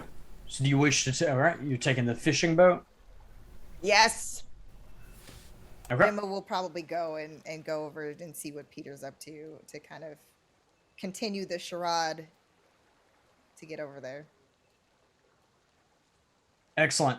So as you most of you are heading towards the left bank of the beach to get on the fishing boat. Oh, that's funny. Okay, so sorry, backstage stuff. As part of you are going to the backstage, the left bank. You get on the fishing boat and you're trying to get it started up. And Gemma, you were saying you were trying to get Peter Dijkstra. Yeah, because he's the one who's basically been, it seems like, been over there, or at least he's familiar with the path. So she's kind of trying to continue to use her charm to kind of pretend that they're not actually on a mission, like that they're just like, like she's with the circus, they're her friends who are trying to see these almost like similar to circus freaks, people who like are, fiction, like seems like fictional, but are possibly real. Something that could potentially be a new act. She's trying to kind of play up that aspect of it. Oh, are y'all gonna use the fishing boat? Oh, yes. I mean, it. If we borrow it and then come right back, and no one has to know. It can be our little secret. Well, Godspeed to you, but I'm gonna stay safely on land if you don't Oh, but I thought you could convince your friend to join Cirque Rosoff. It would be an amazing act. A creature that has never been seen. That would be amazing, right? And this way. You know these parts better than we do. We're just visiting. Speak of the devil. Look behind you. Oh. Let me make a roll. What? You're speaking of the devil. We're like, the devil's behind us. Okay. No, it's not the devil. No. Devil went down to Georgia. No, I'm just kidding. I was just thinking that. Couldn't help it. Failed their stealth roll. So you see this deep one, Gemma, appear out of the water at the mouth of the Arn River, looking at you. Get it. Gemma's going to speak in Atlantean. Dang. We mean you no harm, friend. We're just passing through. We were looking for you. And the deep one speaks back in Atlantean. And mind you, it's like a throaty, it's like a very, it doesn't sound of this world. So there's exactly. Rick speaks Atlantean too. I speak Atlantean in real life. My character doesn't. Ah, got you. That's what I figured. That was like, that's exactly Yeah. how I imagined it. In my head. Anyway, okay. Awesome. Okay. Perfect. Yes, and the Atlantean speaking is going on. Gemma, what you know this deep one is saying is, they took my comrades to Skellen Island, but our army is ready. Are you with us? She responds, "Of course, that's why we're here. To get vengeance for what they've done to your people." And a scoops. Then our army will assault the lighthouse. You should assault Skellen Island. We can expect your help. Yes? Yes. And don't worry about that submarine. As you see this deep one plunge itself back into the ocean. And with that, we're going to take a quick break. How about that? Everybody want a break? Great. Yeah. Awesome. Yes. So we're going to take a real quick break, and we're going to get into the combat portion. And yeah, that's going to be a load That's of my fun right Atlantean. there. That's So as good as Okay, it's cool. not the same. It's beautiful. awesome. So we should be back shortly. Let's take just 5 minutes, and we'll be back. Awesome. So stay tuned.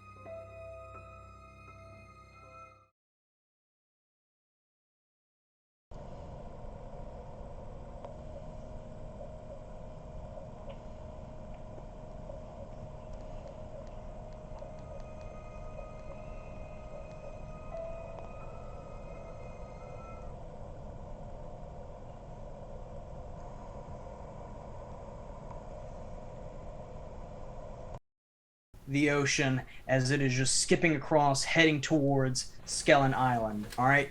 It is late in the night. It's around 3 a.m. You see to the left of you, to inland, you see St. Olaf Lighthouse. You see the blue beam spreading across the ocean as it searches on Skellen Island, making sure nothing is going to harm the precious Installation 41.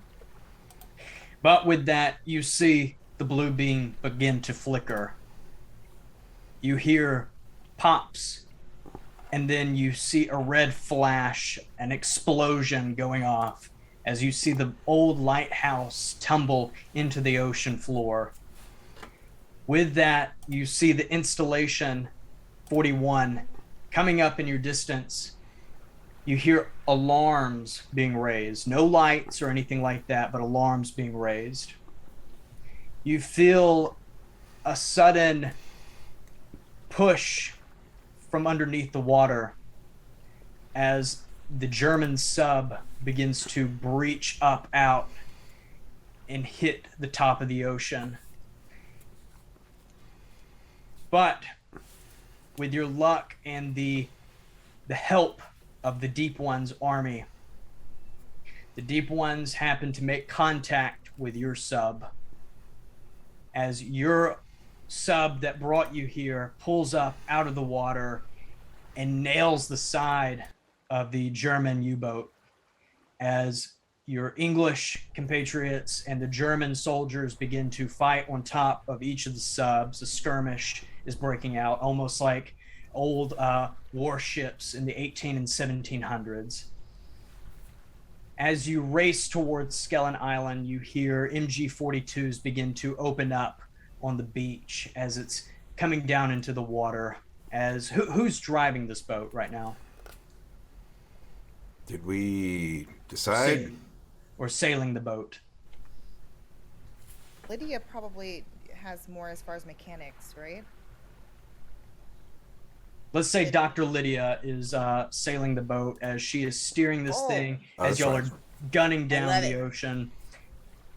You don't even hesitate to just pull up. You just drive right up onto the beach as all of you unload. So you're on the beach of Skellen Island now as everything has erupted. Chaos is at foot. Let me describe to you what Skellen Island looks like. Right now, because there is still no moon, it is hidden behind the clouds. The island is dark. There are no lights on this installation. There are multiple tents set up where the garrison usually sleeps and eats. And the midsection of the island is where the actual installation is located. If anybody would like to give me a observation plus coordination for a D1, I can give you a little bit, or a success of 1. I can give you more information. Plus. I got 3 successes. Awesome. Rick, as everybody is unloading, you quickly look up the beach. You notice that the installation is it's not really a concrete bunker, nor is it a military hangar for planes or other vehicles. It's more of this steel cube. And you notice it has one door in the front of it. This building has no lights around it and no windows. And the beach that you're on is covered by about a 30, I think it's a, 30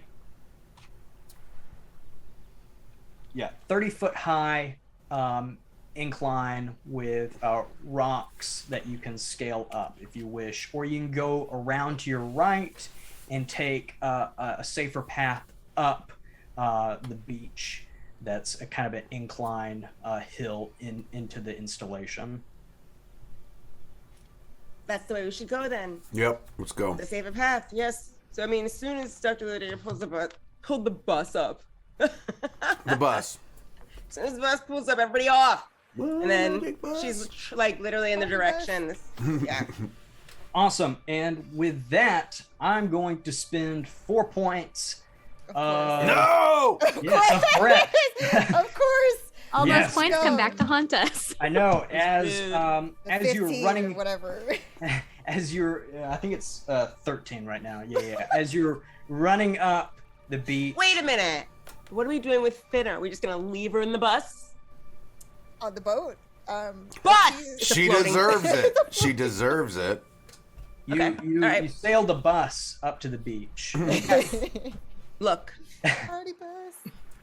All right, so 4 Nachtwolf soldiers are coming at you. So we are going to enter our very first combat for a 2-part episode. Excellent. So I'm going to say the first person to go will be Dr. Lydia, followed by Rick, followed by Daphne, and then Gemma. Okay, and then it'll be the 4 Germans. okay.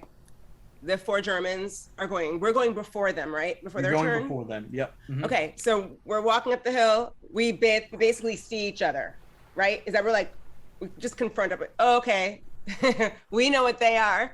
Do they know what we are? They can tell we're not one of them, right? Right.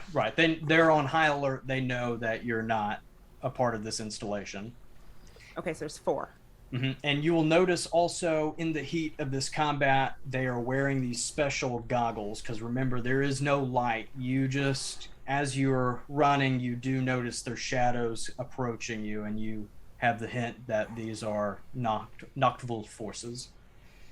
Okay, now this is very interesting because, you know, Dr. Lydia is a scientific visionary, and she's very good at making things, like concocting things. It's one of her truths and part of her focus. So she would like to, and one of her prototypes is she can construct unusual and experimental devices. So she would like to create right there a smoke bomb that goes off. Like she'd like to take it behind her like a sticky wicket and throw it into the air. So it's like a smoke bomb sort of. Okay. It'd be nice if awesome. it had a disgusting smell. If you'll give me a coordination plus fighting for a successful one. Give you what? Coordination plus fighting. I love that you use my accent. He said fighting. Smells like the Fighting. farts of the Take Yes. coordination plus Okay. fighting, deep darling. one Fighting. farts. Okay. And I'm going to Oh, try alright. to Alright. dodge. Okay, I'd like to buy a momentum because those are both fails. Okay. Oh, And yeah, made it. 1. that will add 1 point of threat to my pool. All right. Let's see here. Where is it? Aha, there it is. Okay. All right. Let's see if I can dodge. I'm going for a D2.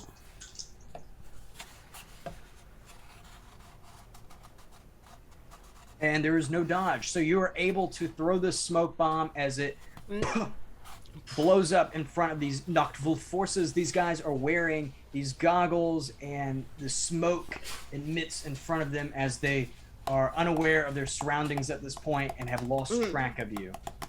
It just gives us a couple seconds to, like, gives us, allows us to buy a couple seconds of, like, you know, turn.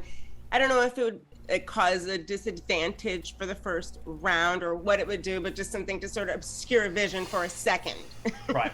That's good. Yeah. And just real quick for the audience. So for combat, you have your minor action and major action, and then the opponent or whoever is on the opposite end has a reaction. And so Dr. Lydia made her minor and major action. Or did you make a minor action? Was it to concoct or? My minor action would probably be to either pull it out Pull it or out, okay. to, because Yeah, I yeah. have, Right. I have So she pulled 6 out different, I have 6 different inventions. We'll see if you allow me to use them. We'll see. We'll see. probably will. Minor action was to pull it out and then throw the smoke bomb, and then the Nachtwolf forces tried to make a reaction by dodging it, and they were unsuccessful. Awesome. And then next will be Rick. Yeah. So with the effects of the smoke bomb, is this all happening? Boom, boom, boom. So like, does that affect my ability to see? Not you. Not you. Them. Go ahead, Yeah. Dr. Lydia. Yeah, not She you. just says them. Okay.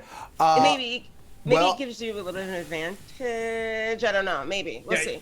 You would know where the 4 soldiers are now at this point because where the smoke bomb landed, and you can kind of see their shadow silhouettes within it.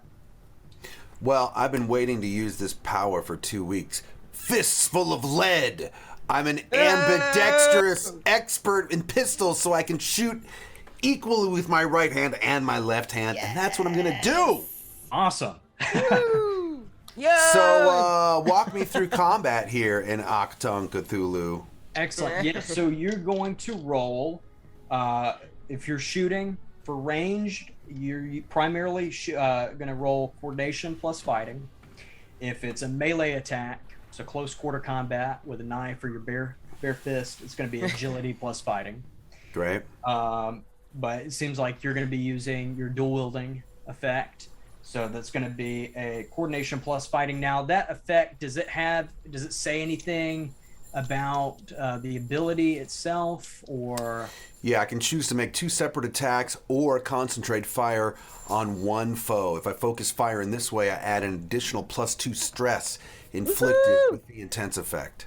This is not a salvo attack, and it does not consume any ammo. So what I interpret that as is, if are they saying that I can pick one target and shoot at it twice, or pick 2 targets and shoot one and one? It sounds like you can pick one target and shoot at it, and it's going to add 2 points of stress to that target. Or it also sounds like the other option, you're getting two attacks, so 2 major attacks. So you're shooting 2 times. I'm gonna pick one of the 4 and just really concentrate power on that. Okay. So I'm thinking, because it says that my stress that when I fire with that, it gives 3 stress. So is that saying I'm gonna get 5 if I hit? So let's see. It says the +2 stress inflicted. So that +2 is going to add on top of the damage that you do. But first, you got to see whether or not you hit them. Right. Okay. And I'm rolling 2 d20s? That is correct. And we're looking for coordination plus fighting. In my cool gunslinger Oh, that is awesome. dice tray from C4 Labs. Yay. They just sent this to me, so I've got to show it off. Nice. All right. Sick. I love it. All right. All right. Well, I got 1 success, but I also got a natural 20. Does the success cancel that out? No, natural 20s are bad. They're bad. Natural 20s are bad in this it's game. Opposite. Yeah. It's It's opposite going to make a complication. Okay. Okay. The gun's going to jam or something.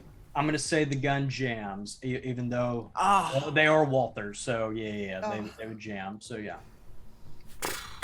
Okay, so I do have one hit, I guess. Yes, you do have a hit. So if you'll roll 3d6 for the damage, please. And we're looking for either a 1 or 2 or a 5 or 6. Yes. Great. I rolled 2 4s and a 2. So what does that mean? 2 4s and a 2. So 2, so that's 2 points of damage. Cool. And that, yes. All right, cool. So this guy is, you're shooting rapidly into this mist of smoke, and you hear one of the Germans just going, "Fire!" as he's just getting peppered with the bullets. He's not dead, but you've damaged this guy. All right, next, I said Daphne, you are up next. I'm going to use a point of threat to go before you, Daphne. Yeah. Oh. And this one soldier is going to be, this is the guy who just got hit by Rick, and he is going to be attacking Rick. So let me see what this guy, if he can hit anything. Mm-hmm. Looking for a 10. All right, got 1 success. Do you want to make a reaction, Rick? Do you want to dodge, go prone? I'll try to. What would be my best? Actually, choice? hold on real quick. Hold on. No, I'm going to take that back because I'm in coverage of smoke. So that should have been 2 successes, and I only got 1 success, so I miss. Okay. Oh, all right. Ooh. But in the future, dodging versus hitting the deck, what are the abilities that go along with that, so I can make a decision later if I do need going prone is going to lower the difficulty and up the difficulty from me. Okay, so it'll lower the difficulty for you, up the difficulty from me as the opposition. And then what about dodging? Dodging is just kind of just getting out of the way. So you'll be rolling. Let's see, where is it? Coordination, probably. Coordination plus, I think, agility, if I'm not mistaken. Hold on. Let me go back to my, let's see. Survival plus agility. Oh, okay. All right.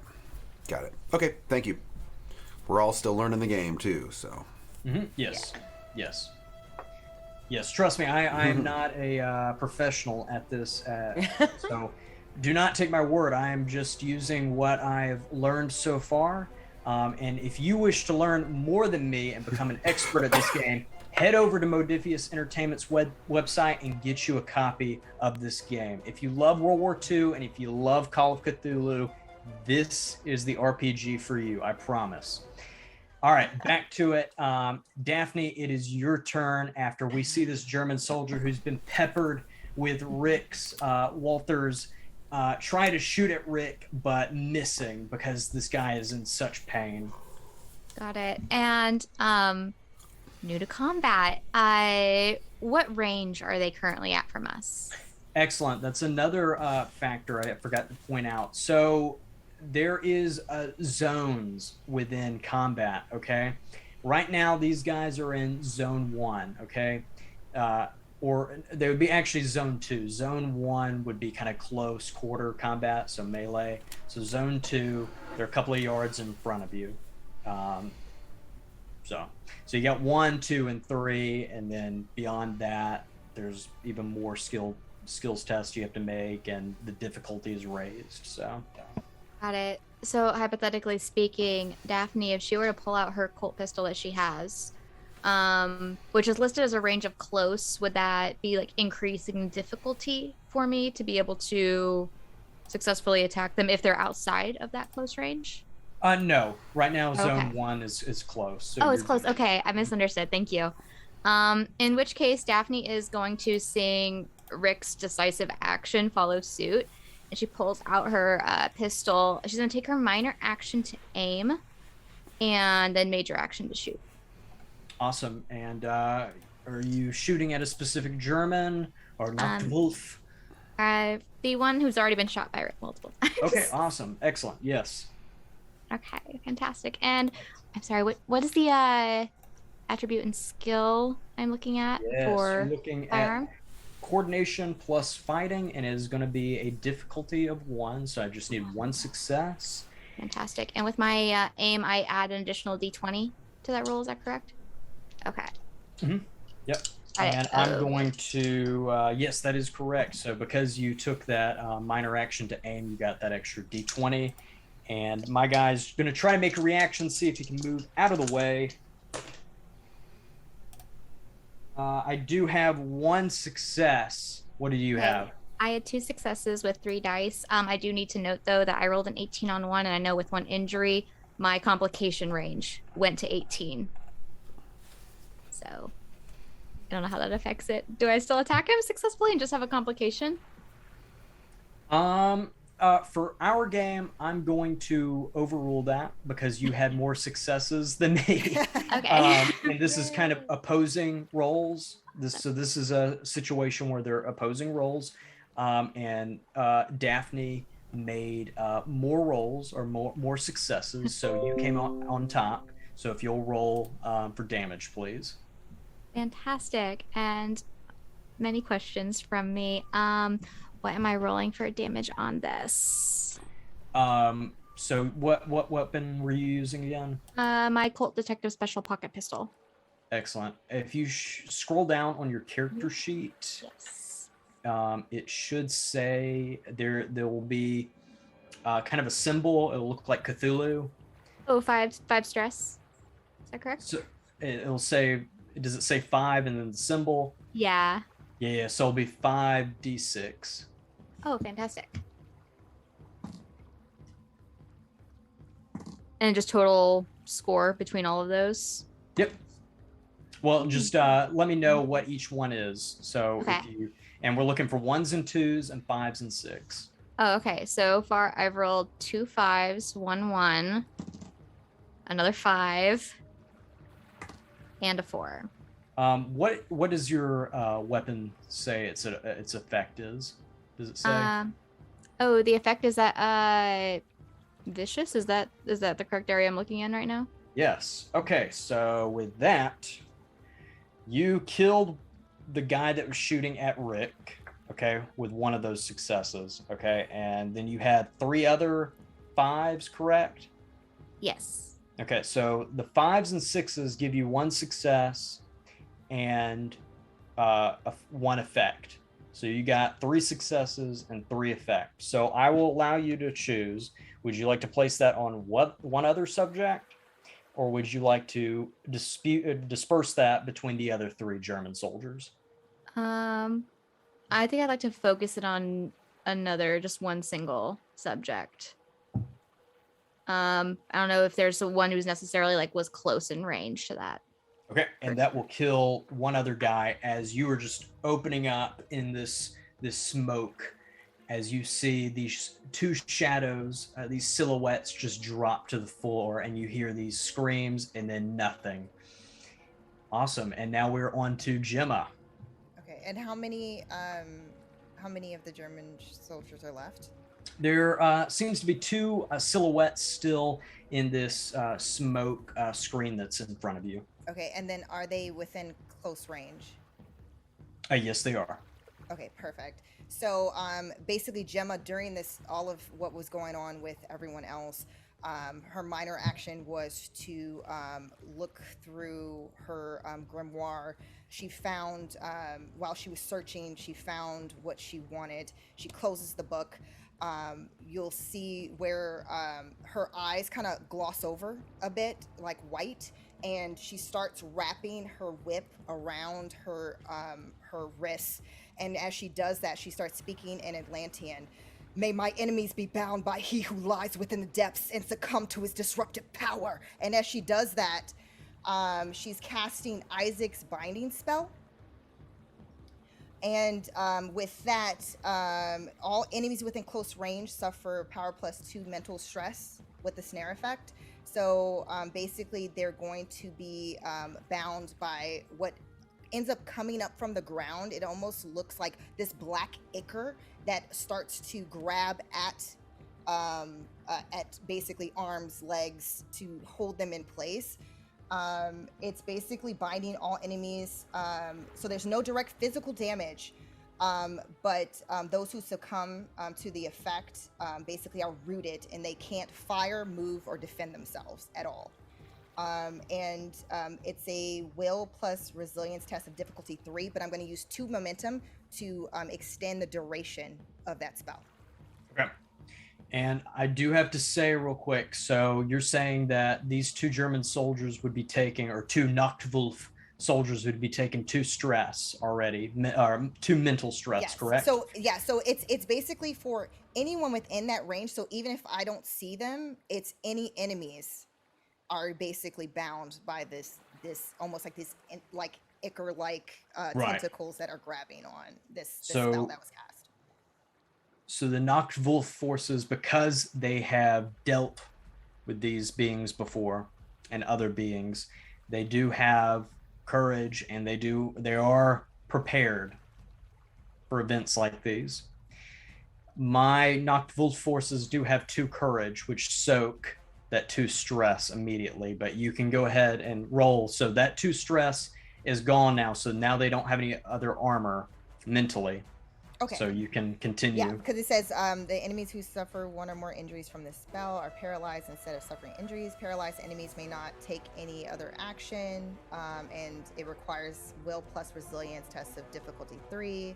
but it is also too, like, as I said, I had extended it, but I don't know if that's, if the extension is the same as the power, like, because if I need to increase the power, Gemma does have an ability that allows her to do so. Do it. Okay, so Gemma's going to do that, but as she does that, she's going to yell out to the rest, "Get back, everyone! Stay away from me!" As she's doing that, because she's trying to warn the others that if they get too close, it could affect them. So, okay. So that is there's 2 successes. And it was a difficulty of 2 for me to do this. It does cost me 5 drain for me and to that's do this.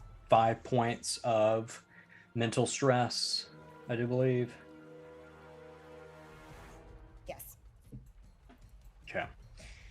So you will be taking 1 injury. Okay. But with that, you are summoning this being, correct? No. This Isaac's binding is basically this basically way to bind enemies in place. So she didn't summon, but she summoned something from beyond, but it's more like basically these kind of tentacle-like creatures that grab onto the individuals. And as you see these dark, shadowy tentacles emerge from the beach and engulf these 2 soldiers inside the mist cloud that is in front of you, the mist begins to, or the cloud of smoke begins to disperse as you see these nocturnal forces with their night vision goggles on being crushed by these shadowy tentacles. Now, does this do damage to them, Gemma? Or it does not. It just prevents them from moving, firing, or being able to defend themselves, and they have to have successes in will and resilience in order to break free from the hold of this spell. Okay, awesome. All right, and we're going to move on to those 2 German soldiers and see if they can do that. And you said will and resilience, and it's a D3? Yes. Okay. But I think it, because I increased the power, I think it's actually, then it goes up to 4 because it's stronger. Okay. Yep. So I'm looking for 4 successes, which I have 2 D20s. So there's no point in doing that for either of them. So you were able to capture these nocturnal forces. They are standing there kind of trying to get out of these shadowy tentacles. Now we move back to Rick. It is your turn, or Dr. Lydia, it is your turn. We're back to you as second round in combat. Okay, so they're all being sort of, they're stunned, or all 3 are stunned. They're restrained. So They're basically restrained. they can't move at all. Restrained. So they can, they're just sort of like this, standing there. Yeah, they're just Yep. stuck. Yeah. Ooh, okay. I believe because it is a new round, all stress counters are taken off. However, if you have an nice. injury, you still have the injury, but all stress has recovered. So you have regained all your stress. And Gemma's eyes are still that glossy white, but you could tell that she's kind of like, because she's focusing, with kind of her whip around her wrist, she looks like, you could tell that her head is like killing her, like, because she's kind of squinting, but she's still trying to focus on the spell. Very nice. Okay. All right. So we see them all of a sudden have these like black, like fingery things sort of wrap around them so that they can't move, and they're sort of just standing there. I actually am missing 3 bombs, which, really makes me upset because I floated downriver. Fine, I still have 3. I have a question for you, DM. The Mills bombs have area of effect damage, but it says stress also stuns. If I don't want them to, I'm trying to think. I keep going back and forth. You know what I think I'm gonna do? This is what she's gonna do. She's literally gonna pull out the one revolver she has, go, she's gonna point at one close and just go, boop, and out pops this little like like almost like a bomb, but it's a circle. And on the circle bomb, there is like a face on it, whatever. It hits him. If it does hit, close. This is weird. Okay, the salvo is vicious. That's all it is. And then there's 4 stress, I guess. You kill this guy, and please describe to me how this bomb. It is a bomb coming out of your. Yes. gun. No. This is what it is. It's an Enfield #2 service revolver, but it's been modified because that's what I do. Basically, she sees like her moment to shine. She stands up, she points right at him, and out of the gun, instead of bullets, is like a round. It's like the size of a golf ball, and on the golf balls, there's like little faces and stuff. You know what I mean? You can tell my influences are. And it just literally shoots right at that one person, and right before it gets to his face, the smile that's on the little bomb turns evil, and then it just literally blows up in his face completely. And with that, you see the Nachtwolf soldier go, "Ah!" and his head explodes. Does he pee in his pants? He does. Okay. And you are left with 1 Nachtwolf force soldier left. And we are on to Rick. Oh yes. Oh yes. It's happening. It's happening. All of my fists full of lead are all pointed right at him. So, perfect. And I cannot make any reaction because I'm still tied down. So.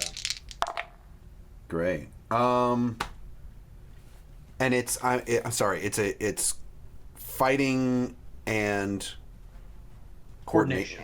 Yep. I got 1 success out of 2. 1 success. Perfect. Yeah. Yep. Awesome. And if you'll roll for damage, please. 3d6. I got a 5 and a 3 and a 3. Okay. And that 5, what is your effect on your Walther? Let me see. Vicious. So that is an extra point of stress. So that is 2 stress. Okay. Very good. Well, and then what the weapon says that there's 3 stress as a base. Right? So those are peacocks. Sorry. It's the German, like, no. Yeah. That's yeah. the cry. The cry of the soldier. You're rolling. There you go. I have peacocks. I have emote peacocks because they're so prominent in my neighborhood. So you rolled 3d6. If you'll roll 3d6 one more time because you're shooting both the Walthers. Oh, right. Okay. I just didn't know if 1 success meant 1 gun. God, I'm missing out on those 1s and 6s. A 3, a 4, and a 5. Oh. So the 5, that's going to bring it down to, good. So this guy is damaged really badly again as you're just shooting. As you're just seeing bullet holes go into this guy's chest and shoulders as he's being held down. Awesome. Back to Daphne. Wild. I feel like it's a trend now watching Rick and just being like, I'm going to do the same thing that Rick just did.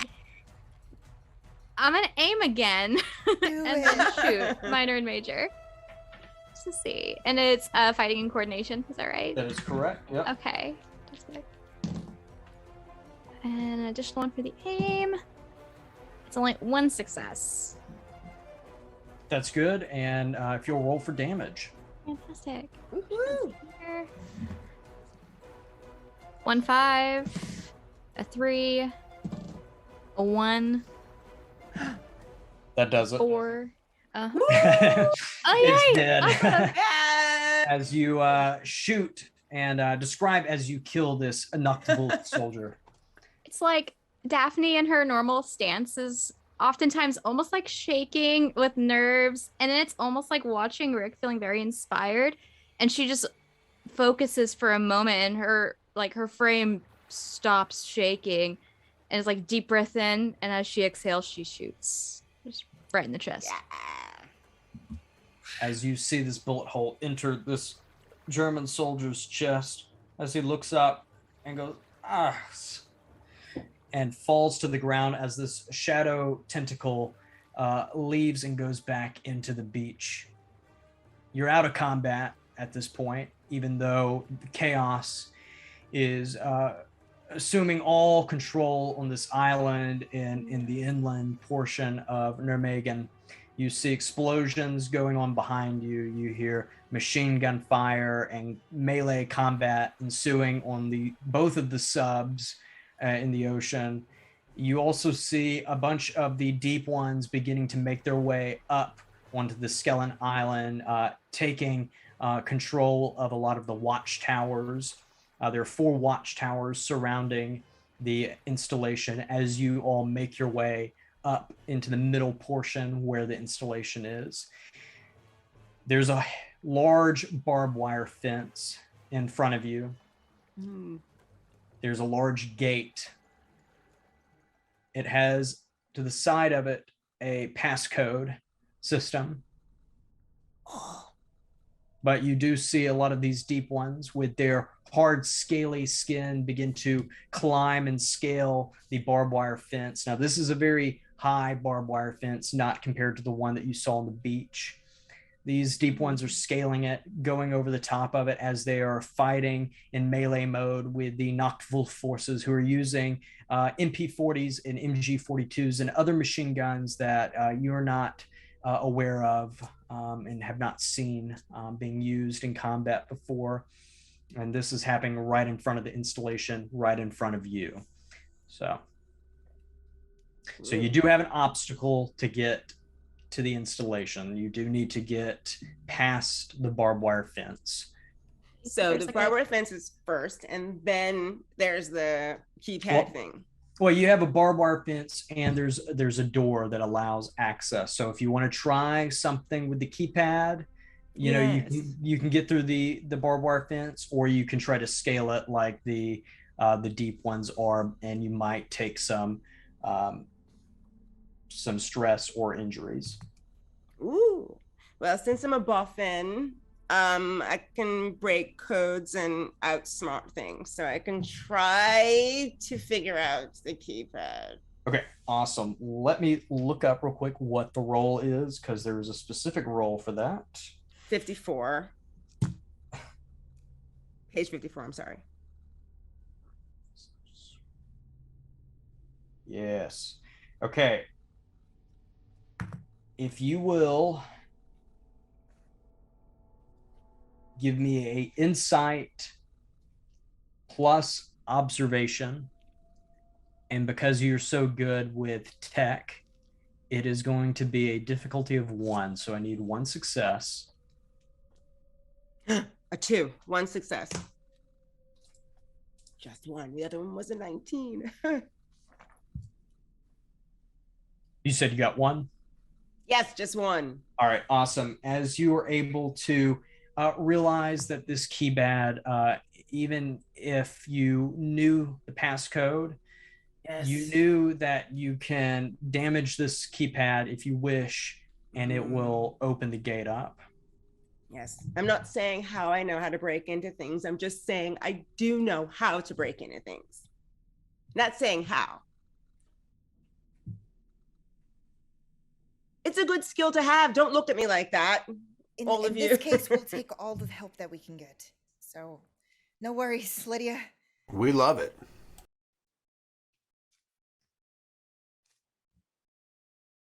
I got in. Did it work? Yes. How did you do it? Did you rewire? Oh, you want to know how I did it? Yes. I was like, what are you looking at me for? I made the run, didn't I? All right. So she sort of leans in, and she has like another pair of goggles on her neck. And she leans in and she adjusts one and like the other one and the third one. And they like, if you're looking through those lenses, they're sort of like numbers and like equations going around, and they sort of like all sort of start to come together. And you're literally seeing like almost X-ray, the digital breakdown of the code. And if you look even closer, it's literally giving us the finger, but she's figured it out. And she boom, goes, the gate opens. Okay. Do you rush in?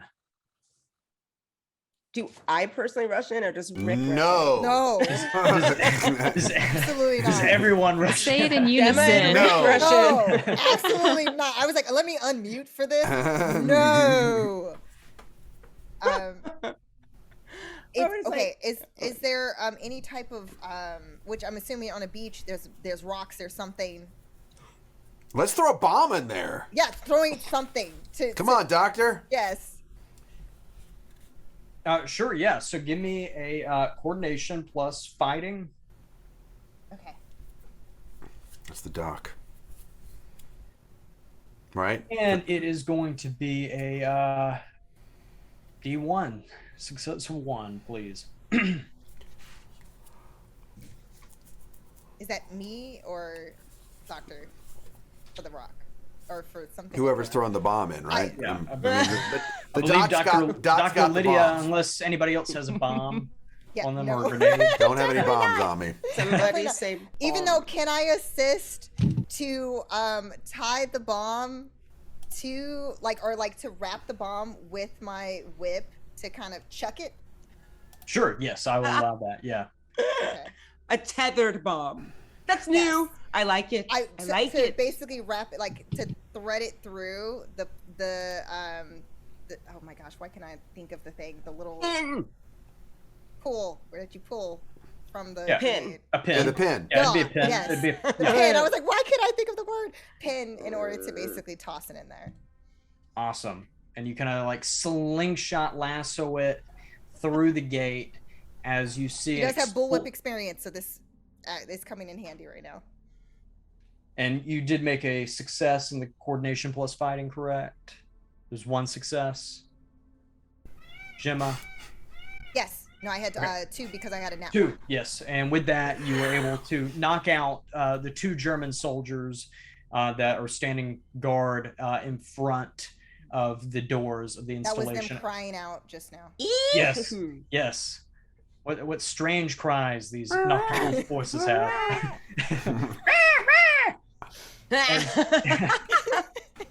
As you are clear to move in, if you wish, inside the installation. Yes. But Awesome. carefully. Carefully. Excellent. And with that, if everybody would give me a observation. Hold on, let's change it up real quick. Give me a tactics plus reason. Oh, Oh. boy. Tactfully get One inside success. this building without Oh no. alerting the forces inside or without disarming any sort of booby traps if there are any. Oh, that would be fun That though. was not good. Nope. So 2 successes for Daphne. Yeah. Sorry, what's the roll again? I'm looking for, let's see, what did I say? I The forgot. reasons and Tactics tactics. plus reason. Got it. And it's going to be 1 success. I need 1 success. Tactics plus reason. If you don't have tactics, just roll the reason. Just 1. All right, cool. I 1 got a 1. success. Yeah. 2 for Daphne. That means your momentum goes back up. I think we're looking at 3 momentum. I did not get Yeah, a 3 success. So No success. now how many I used 2 momentum. We had, so that means 4 we had left, or no? We were I believe lower we than have that. 3 momentum in the pool 3. right now. Mhm. Okay. And it's, if I used 1, then then obviously I could re-roll that. Yes. Where were you for threat? 13, 12, 13? No. I am No, I'm down to Okay. 9 threat at this Oh, point. gosh. Okay. Yes, I succeeded. Did use a momentum. Okay, excellent. Go to 2 momentum, and everybody succeeded. Did anybody get more than 1 success? I know Daphne did. Okay, just Yes, Daphne. I All right, cool. Daphne, with that, as you all break down this door for installation 41, you do it in a tactful, skillful way as you all breach in with Dr. Lydia's. You put a C4 charge on the door. You explodes as Rick goes in first, followed by Gemma, Daphne, and then Dr. Lydia. You shoot. There are 3 German Nachtwolf forces inside as you all take them down. The room is clear. Right now, you're on the ground level of this installation. It is lit by one lamp that is dangling above on the ceiling. You have a room to your right and a staircase that leads down in front of you, and then there's a room to the left of you also. A room, stairs, right? Yep. Rooms, so stairs. One room. Yep. Room and stairs. Yep. I don't want to split up because that always ends up really badly. So what do? Do we all go downstairs? Do we all go to the door number 1? Do we all go to door number 2? What do you think? Game Master, question. This room that we've just entered into, is there like is there any type of indication of like information being stored here? File cabinets, desks, yes. Like. Give me a observation plus coordination, and with that extra success that you just gave me earlier, it's gonna make it a I need 1 success on this roll.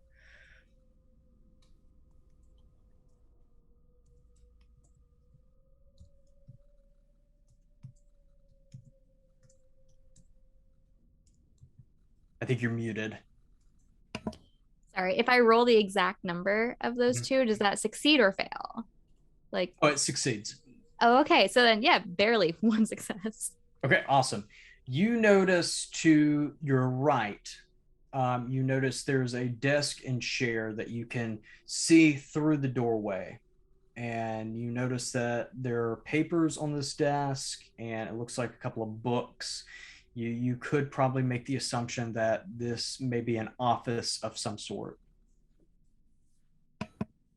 As Dr. Lydia's talking and asking where we should be going, Daphne just kind of starts sidestepping over in that direction and glancing in there. And she's absolutely overtaken by her fascination at the moment. This place is guaranteed to have forbidden knowledge, and that's one of her truths. So she's going to be going in that direction to try to see what is in these books on the paper, any information she can gather. If you will give me an academia plus insight, and with your knowledge of the occult, it's going to be 1 success.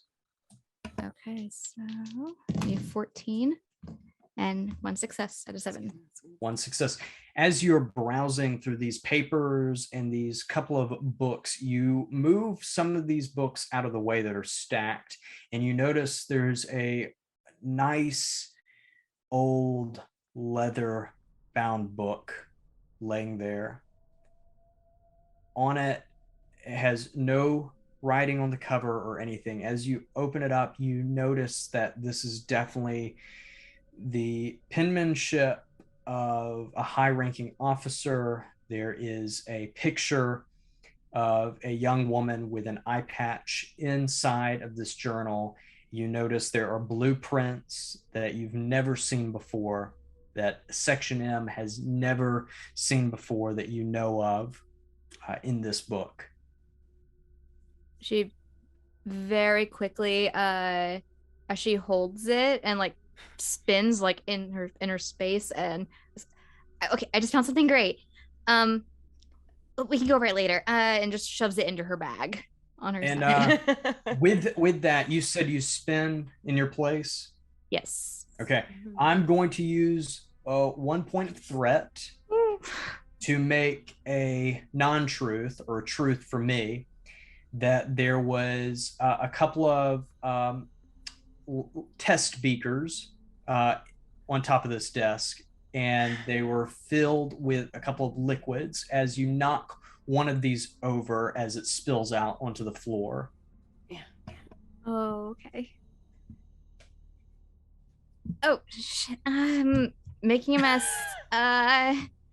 I don't know if it got anywhere like on her shoes or on anything she was holding, but she's trying to very quickly get away from it. Okay.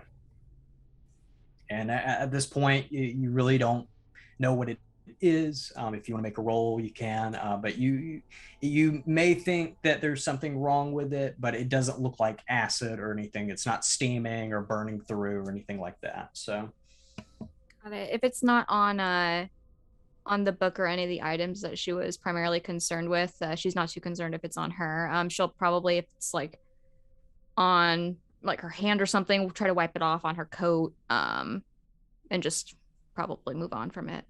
okay, awesome. And as you exit that room, where would y'all like to go now? Are there any signs anywhere, even if they're in German, that may indicate what the different like hallways like lead to, or like the doors? There are no signs. Yes. Downstairs, upstairs. Over here's a monster. That'd be great, though. Yeah. I have a question. Mm-hmm. I would like to give each of one of my comrades, actually not using that word, but each one of my friends, a tiny device that I constructed. And Lydia sort of steps forward and she gives each one this little, like, it looks like a gear, but there's a band around it, and she gives each one of them it, and she explains to them that it's a device that calms you down and allows you to be extremely cool under pressure. Basically what it is using my prototype skill, I've created these little devices that they can wear that vibrate on their wrists to like give you like inner strength and calm using the talent cool under pressure. So it means when the situation gets tough, whenever they have to roll a skill test, they can spend a fortune point to automatically succeed at the skill test. That's when they're like for later on or whenever we're going to do something, just to remember. Awesome. That's all. Noted. Excellent. Mm-hmm. Like we have 3 fortune points we all started with, and we haven't used them yet. Right. Was there any information in that book that you found? There's some blueprints, and she opens it, kind of shows the blueprints over to Gemma and Rick and Dr. Lydia if they're looking. Indicate like woman with an eye patch. That's the one. That's the one from my vision earlier. That's the one who was summoning the sorcerer and the warriors, the deep ones. Oh, what? And Daphne starts like flipping through it more to try to see if this is the person who has occult capabilities. Maybe there's information in here. And Jim is going to look at the blueprints to try to see if there's like any type of indication as far as like where they would hold prisoners, so to speak, to try to find, because she's still thinking that potentially Scoops is there, but they don't know. So there is a room to the left of you, and Daphne did just come out of the room to the right of you, Gemma, and the staircase is right in front of you that leads down. The blueprints don't say whether or not like there's certain like. No, it doesn't give any. Not to the facility. It does not give any information. If anybody who speaks German would like to read the journal, I can give you more information. Dr. Lydia and Rick Lohman. I'm looking over your shoulder. Yes, as y'all are browsing this book. She strokes your beard. You do notice that there is a great talk about the DNA of deep ones and how they are able to reanimate their physical body, their wounds. If they take a wound, they're able to regrow that skin, if you would, that flesh, and almost like Wolverine.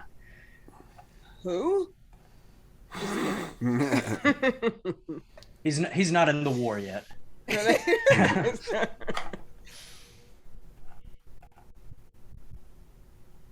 Well, So there you go.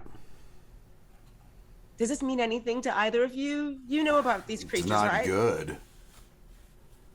After we explain. They're trying to use the deep ones in order to advance their goal. If they're able to heal their wounds, they're almost unstoppable. We have to stop this.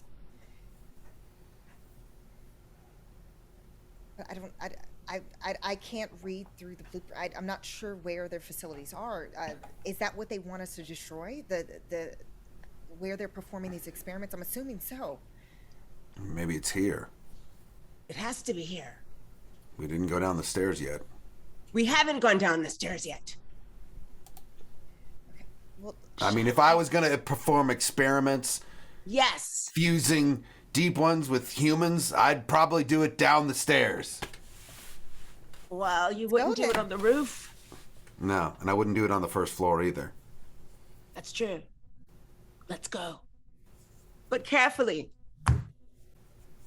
We don't know what's lurking on the staircase. As you all begin to, and this is where you want to go, correct? Down the staircase? We're going to sneak on down the stairs. Awesome.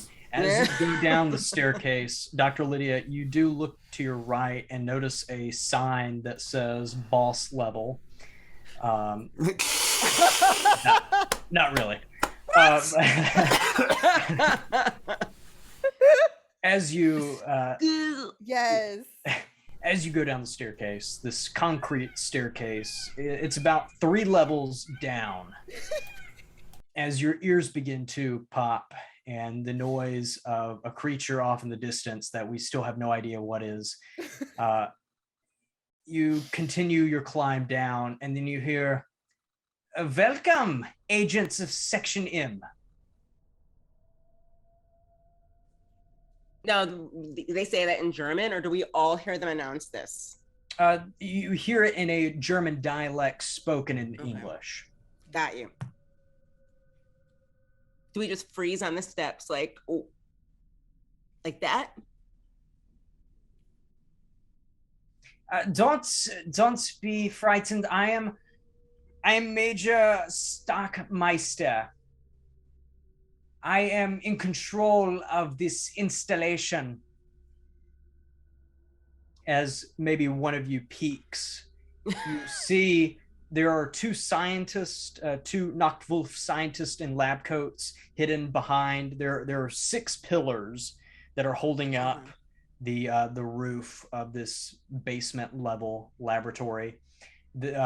These 2 scientists are hiding behind that, and you do notice a woman reveal herself from out of behind one of these columns, and she is wearing a eye patch on her left eye. Welcome to our sanctuary.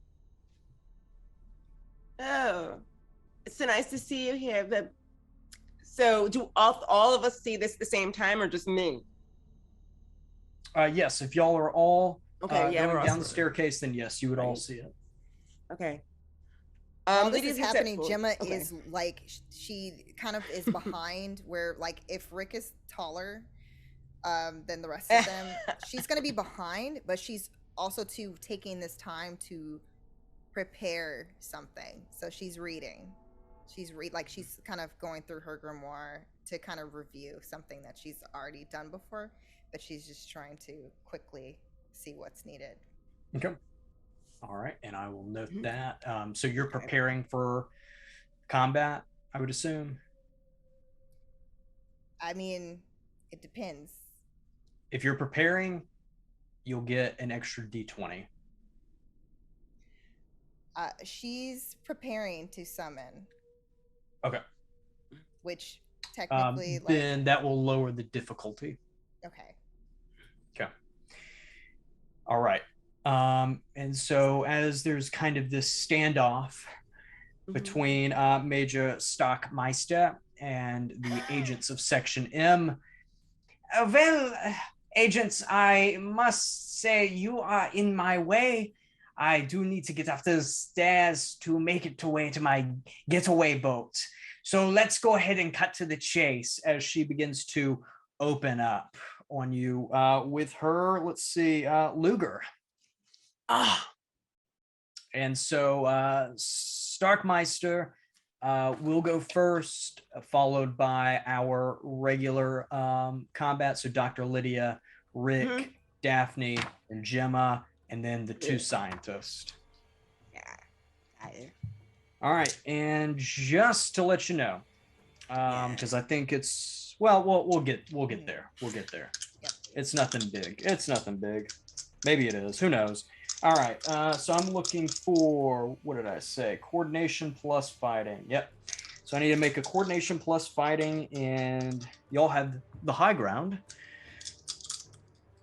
Let's see here. Is that 9 plus? Ooh. So I need to make a 12 or below. 1 success. And I am aiming for the closest person. It'd probably be Dr. Lydia. And they were both failures. And she took a minor action of aiming her Luger at you, Dr. Lydia. All right, and it is your turn now, Dr. Lydia. Okay, the reason why she missed is because Lydia recognizes the time that it takes for a Luger to actually shoot. So in that delay, she was she could kind of zone in on where she was pointing it. So she sort of just dodged it, and that's why it totally missed her. At that second, she's going to pull from behind her this, it basically is a concussion mine sort of thing. But it's been modified, and she calls it a sticky wicket. And when she throws it at them, it lands right at their feet, and it looks like, those traps that do this, chattering teeth. Right. They sort of land on both of them and just and hold them in place so they can't run away or up the stairs or run anywhere. So they'd have to clamp in place. Let me see what that does. Hold on. And you're throwing this at the major or both of the scientists? Well, here's the thing. Focus, throwing, range, close. I'm just wondering, so for game mechanics, it doesn't say how many people I hit with it. Does it just assume 1? If it assumes 1, her, because she shot at me. That's a given. Let's assume 1. Okay, it's her. You're not going anywhere. Getaway bus, forget it. Or boat. Everything's a bus. Okay, let's just forget it. Rule, everything that floats is a bus. Later on, you'll be taking the submarine bus back to base. So let's take that as a note. Yes. Yes. As you throw this crazy chattering teeth bomb down to the ground, as it opens up and you're wanting it to grab the major's foot. That's Excellent. what it wants to do. So let me see. It means, it's a 6 Cthulhu symbol. Stun. Okay. Yep. 66, please, for damage. 1, 2. I love the sound of a lot of dice rolling. It's very Cthulhu cathartic. Okay, let's see. 8. Ooh. 12, 14, 15, 16, 17, 19. All right, so 66. So each of them, what was it? So did you get 1s or 2s or 5s or 6? Oh, shoot. That's right. I rolled as if, should I re-roll? Yeah, just re-roll. Because I totally forgot. Wake up. Okay. 5, 6, 6, 1, 4, 4. Okay, so 1 and then 1, 5 and then 6, 6. 4, 4. 4, 4, 1, 6, 6, 5. 4, 4, 1, 6, 6, 5. No salvo. All right, so 1, 5, and 6, 6. Okay, so you got 3. All right, so 4 successes and then 3 effects, and your effect is stun. Okay, yeah. And so that will hold her in place. And you deal 3 stress as you this clamp of these chattering teeth come down on the major's foot, and you just see her foot just get mangled. But Dr. Lydia, you'll notice as you look kind of in victory, yes, you notice that her feet begin to grow back its physical form and no longer be wounded. You're a tricky one, aren't you? So why do you wear an eye patch then? Is it just for aesthetic? Didn't your eye grow back after whatever you did to it? Did you want to look like a pirate? We're still working on that. And we're off to Rick.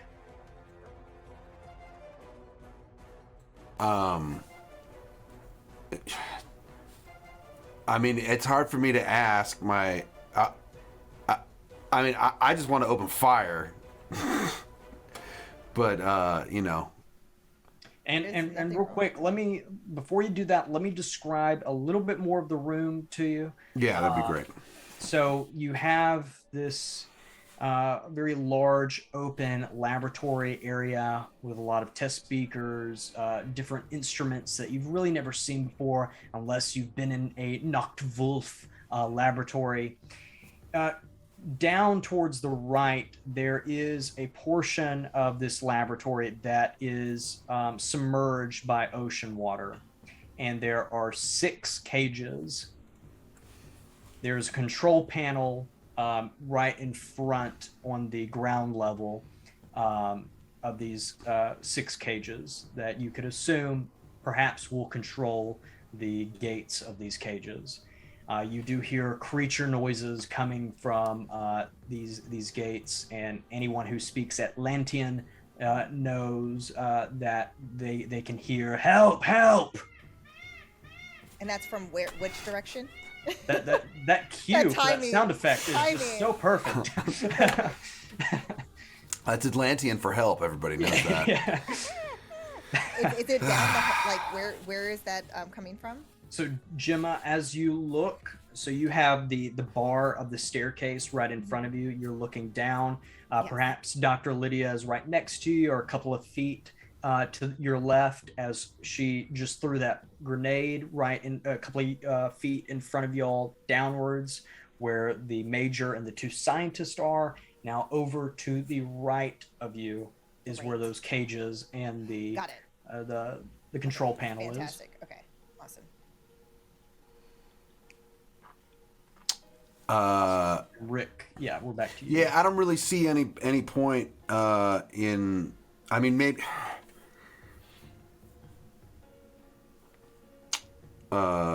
Yeah, I don't see much point in parlaying with her at this point, other than, I mean, it's obvious, like, we need to rescue those creatures in there. We're on their side, and here she is. I mean, I wonder if what's the range? What is the range between us at this point? So like, how many feet away are they? This is close range, so zone 1 is the furthest. So you can shoot, throw. If you like to get into close combat with melee range, you can run down. You know what? I'm gonna try to seize her. Could I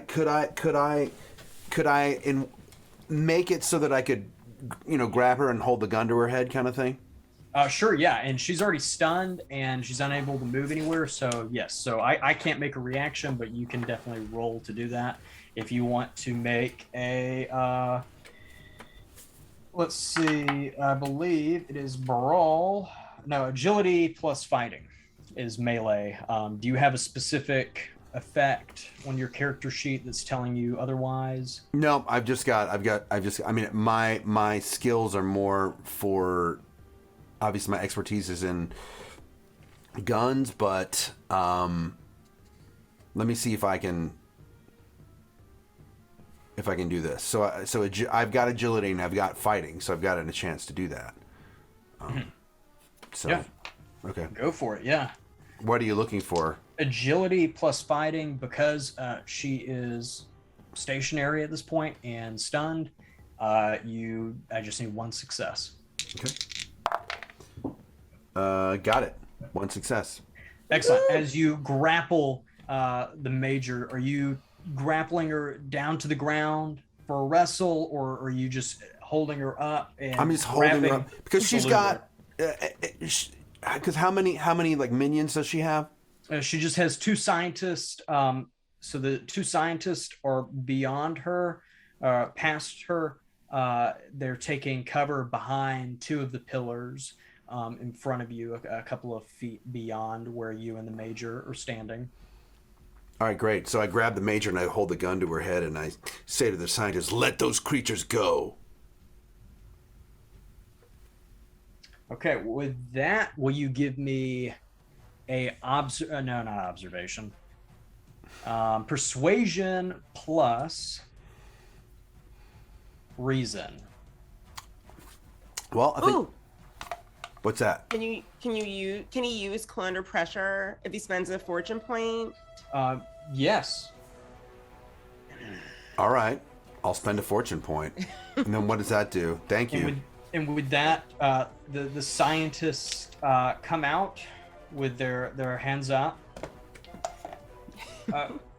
We'll do what you say. Just put the major down. You let him out first. But they'll harm us. That's not my problem. Fine. As the scientist with his dorky glasses and no hair on his head, very bald, goes over and throws the control system lever down as you hear this alarm go off, as these red lights flicker on as the gates slowly open. And with the illumination of this basement laboratory that you're in, the illumination is with these red lights now. These shadowy, deep ones begin to emerge out of their gates. And the cages that they've been kept in for months now, weeks, days, some of them look malnourished as they are screaming in their language. And Gemma, you will know that you hear one of them go, "You aren't leaving here alive," as one of them jumps on one of the scientists and begins to rip it apart. Yes, Gemma? During that time, is it possible because of the fact that she was already kind of preparing, so basically while everyone else was doing, like, because she was looking through her grimoire, and when she did that, she also too, she used her throwing knife to to cut the palm of her hand, and she used the blood in order to basically create certain sigils and different things in the ground, kind of similar to what we saw on the beach, but it's a different pact that she's doing. And while they were doing whatever they like, while Lydia was taking action and blowing up her foot, and Rick was basically holding her hostage, she would have, like, at least with Daphne, she probably would have heard Gemma and kind of seen a similar situation, but her eyes turned black this time. And you heard her, if anyone knows Atlantean other than Gemma, she would have said, "I seek an audience. Come forth from the depths so that I may commune with thee. I wish to join as one for a greater purpose.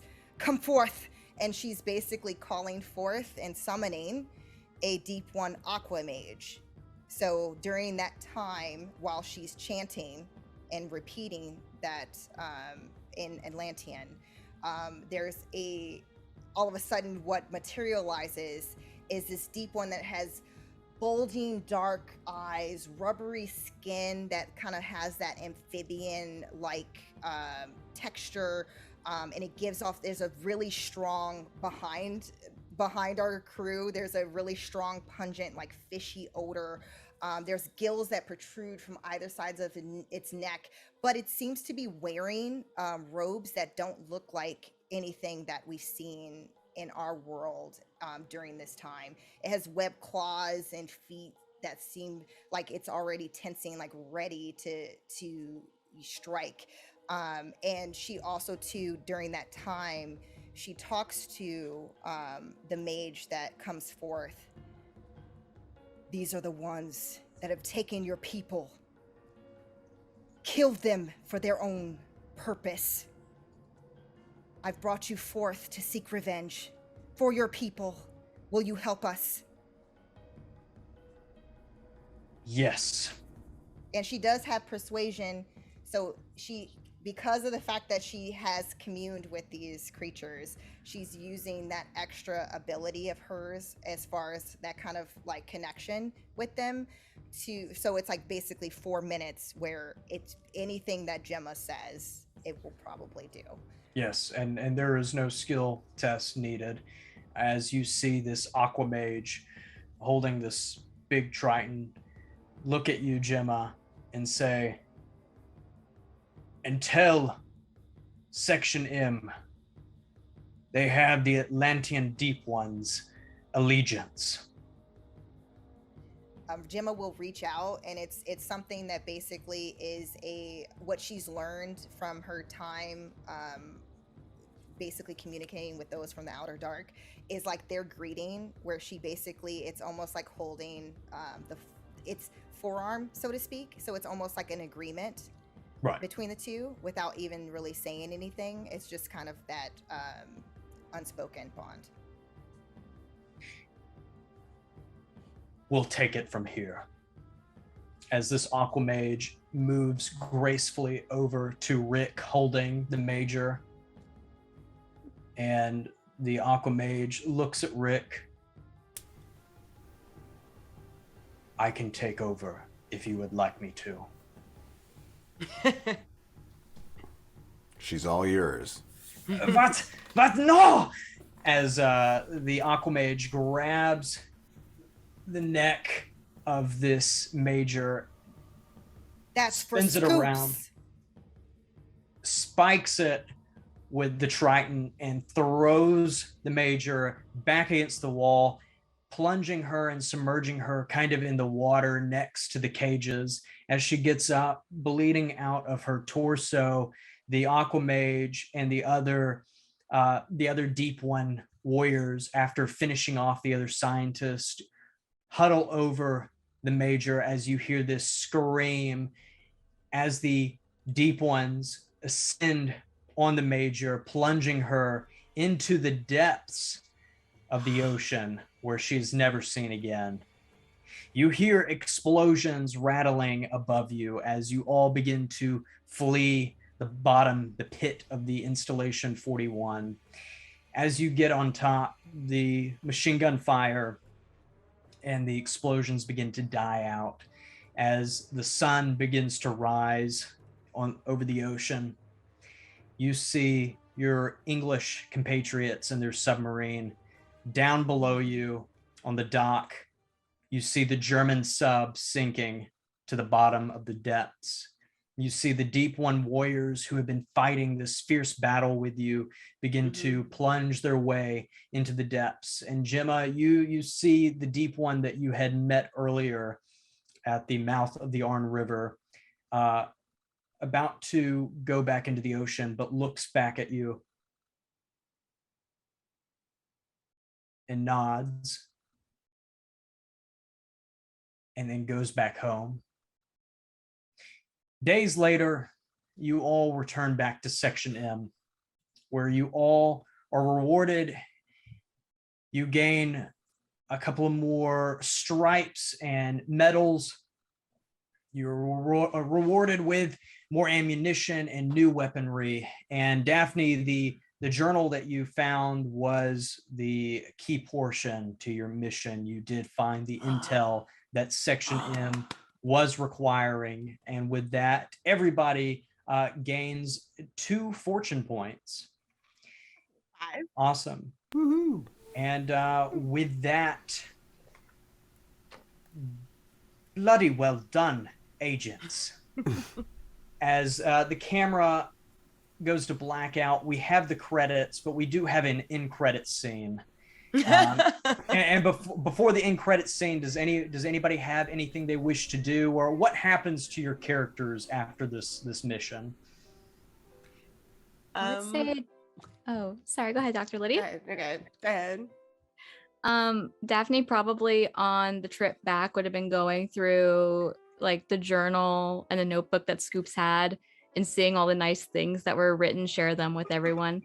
that's present. And just kind of keep the little nice drawing of herself folded up and put in her own notebook. Just as a token. Awesome. And we can all maybe visit the offices of Stars and Stripes and give a commendation for Scoops. Definitely. In the credits, there has to be an in memoriam thing for Scoops. Yes. And we have to try to get this framed. And Gemma holds the picture. It's too meaningful not to. I will say that before the entire laboratory started falling apart or burning down or whatever it was doing, Lydia was sort of drawn by the figures and the numbers and the math that she saw laying out or wherever it was everywhere. And she may have taken a few things for herself.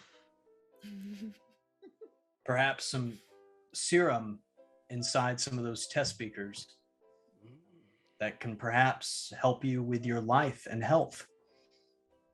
But who knows? That can be perhaps seen and discovered on another episode in the near future, if we are so lucky. And the end credits scene, the camera comes back up, and we have a beautiful picture of Times Square in New York City. This is a couple of months later, still in 1940. This is about December 1940 now. We're getting towards Christmas, so it's all lit up and everything. We notice the camera is over the shoulder of somebody that we have seen before, someone in a trench coat and a fedora. As the camera comes around, it's Scoops. But it's not Scoops. The camera does pick up on the bullet hole, but there's a tattoo on Scoop's neck, and it's of a black sun. As the camera cuts out. And that is Achtung, Cthulhu here on Modifius Entertainment. Whoa. You can't do that. Wow. Okay. I always love to, leave it off with a cliffhanger. Awesome. Well, I have thoroughly enjoyed this with my cast. Again, let's just go around real quick and just tell everybody who you are. We'll start off with Dr. Lydia. Hey everybody. I'm Alicia Marie. You can find me on socials at Alicia Marie Body. As I said before, I'm a costume artist and designer, and I do a lot of really cool creative stuff, including amazing RPG games like this. Thank you so much, Modifius. Thank you so much, all you three. You guys are amazing. And HUDs, I'm so happy. Welcome to the fray. I think you're going to have a lot more live streaming DM things in your future. Yes, no, yes. I appreciate that. Yes, I would love that. I would love that. Yes, thank you. I appreciate that. Give us a call because we're waiting. Season 2. No, I'm just kidding. Yeah, you can catch me, everybody, on Tuesdays on the Demiplane Twitch channel, where I play Feruza in the Children of Erte RPG actual play. So thank you so much for watching, everyone. And Alicia, we can also find Alicia on Tuesdays on our G.I. Joe stream at the same. We have a G.I. Joe stream. Come on the Renegade RPG channel. Yeah. And it is an actual play, but we are and they literally overlap each other. So you could just have Alicia on one screen over here and on another screen over here. That sounds like a nightmare. All right, Jason. I'm not gonna. All right. Next up, Gemma. Hi guys, I'm Brianna, but I'm known on social media as Utahime. I'm a cosplayer, streamer, and TTRPG performer. And I'm up to lots of different shenanigans each week. On Tuesdays, you can find every other Tuesday, which is next Tuesday, you can find me on the Red Hair Inn for Ecrium Expeditions, where I play Fanara Valar, a sweet little cinnamon roll. We also too have Jasper's Game Day coming up, guys. I'm super excited for this next weekend. We're going to be doing our game on the Friday, I believe 12:30. Is that correct? I hope so. No, 12:30. yeah, 12:30. The time. The time zone differences are Time always zone. killer. Pacific time. So 12:30, and I think it's like 3:30 Central. I don't know, but it's up there. Go to Jasper's. They have all the times up there. It's me, Cynthia Marie, Alicia Marie. It's going to be so much fun. Our DM Ron is going to be amazing, and we have also two Stiletto Assassin who's going to be joining us, and some other amazing folks raising money for a super great cause. So please, please, please be sure to tune into all of the other games because it's, again, all of it is going to a great cause, and we want to try to help for that suicide awareness and prevention. And also too, I'm going to be a part of another awesome stream. I get to finally play Coyote and Crow, which I'm super excited about, on Creators Assemble. That's on Saturday, May 14th at 1 p.m. Awesome. And they're raising money for so also too other great causes, but it's mainly for TTRPGs in schools and funding that. So definitely tune in, because yeah, I'm so excited. I've been waiting to play Coyote and Crow for forever, because I am part native. So this is really, really awesome to be able to be given this opportunity. But yes, other than that, follow me on social, see what I'm up to, because there's going to be lots more shenanigans to come. Thank you guys. Awesome. And next up, Daphne. Hi everyone, I'm Bree. You can find me on Instagram or on Twitter at Brianna Flame. I can't get over how much fun this was. I have absolutely loved this system and this group, so thank you so much, Hudson, for a wonderful game, Odysseus for the invitation here. And everyone was fantastic. So I'm really happy I finally got to share a table with all of you at the same time, which is amazing. But aside from this stream, I'm a cast member over at Second Star to the Right, Second Star show here on Twitch. Occasionally a game master, creative producer, sometimes a player on the initiative order. And I mean, I guess just keep an eye on my socials if you would like to follow me, and keep an eye out for projects that are coming up. Awesome. And Rick Lohman. Yeah, hey. So I'm Jason Charles Miller, voice actor and musician. But since we're on Twitch, I'll tell you when I'm on Twitch. So Monday nights, I'm on my Twitch channel, which you can find right here. So give me a follow if you like. Here's my, there we go. A little peacock emote for you. Tuesdays I'm on the Codename Games channel, where we write a song live on the air with the audience. The audience gives us suggestions, and in 2 hours we have an entire song written. And I've already recorded 17 of those and put them in the game Idle Champions. So they keep living in. Yeah, Idle Champions is a sponsor of the show, and the songs actually go in the video game, which is really fun. Then Tuesday afternoons, we've got G.I. Joe with Alicia Marie over on the Play Renegade channel. Wednesdays, I'm back on my channel. And then, yes, next Wednesday at 12:30, I'll be on a Jasper's Game Day game also. So I'm also on a Jasper's Game Day game. And, yeah, I think that's about it. You can just type in Jason Charles Miller and find me. Find me anywhere on all your socials. So. Yeah, and don't forget that you wrote and sang the lead song for the D&D show. Right. Yes. If you know Legends of the Multiverse, I wrote the theme song for that. If you know Critical Role, I wrote the theme song for seasons 1 or for campaigns 1 and 2 for that. So my stuff's around. No you biggie. know, you can find me. Well, now I'm nervous. It's so cool. I know. That's awesome. All right. Well, I am so glad I get to work with all of you. You're a wonderful cast. I hope I can work with you in the near future. You've been awesome. Guys, I'm Hudson Hubbard. You can follow me on Instagram at huddy.hubs. I am new to Twitter. I'm huddy_hubs on there. Yes, I was told I need to get one just to help promote this. So doing good, learning every day by day. But yes, congratulations to the winners tonight of the giveaway. And also, Congratulations. if everybody, if you liked what you saw tonight, please go over to Modiphius's website, get you a copy of Achtung Cthulhu. It's a great system. I love playing it. There's also a whole bunch of other games coming out very soon. I can't stress enough getting Achtung or Conan. I love playing Conan also. Great 2D20 system. Conan, what is best in life? To crush your Yes. enemies, Oh my to see them driven God. before you, and to hear the lamentations of the women. Good. That is good. Excellent. And yes, and you can also find me over at the Spot Hidden Show. We have another episode of Conan coming up, and we should be soon perhaps diving into a little bit of pirates. So that will be coming out soon and on a specific channel where we'll be playing that.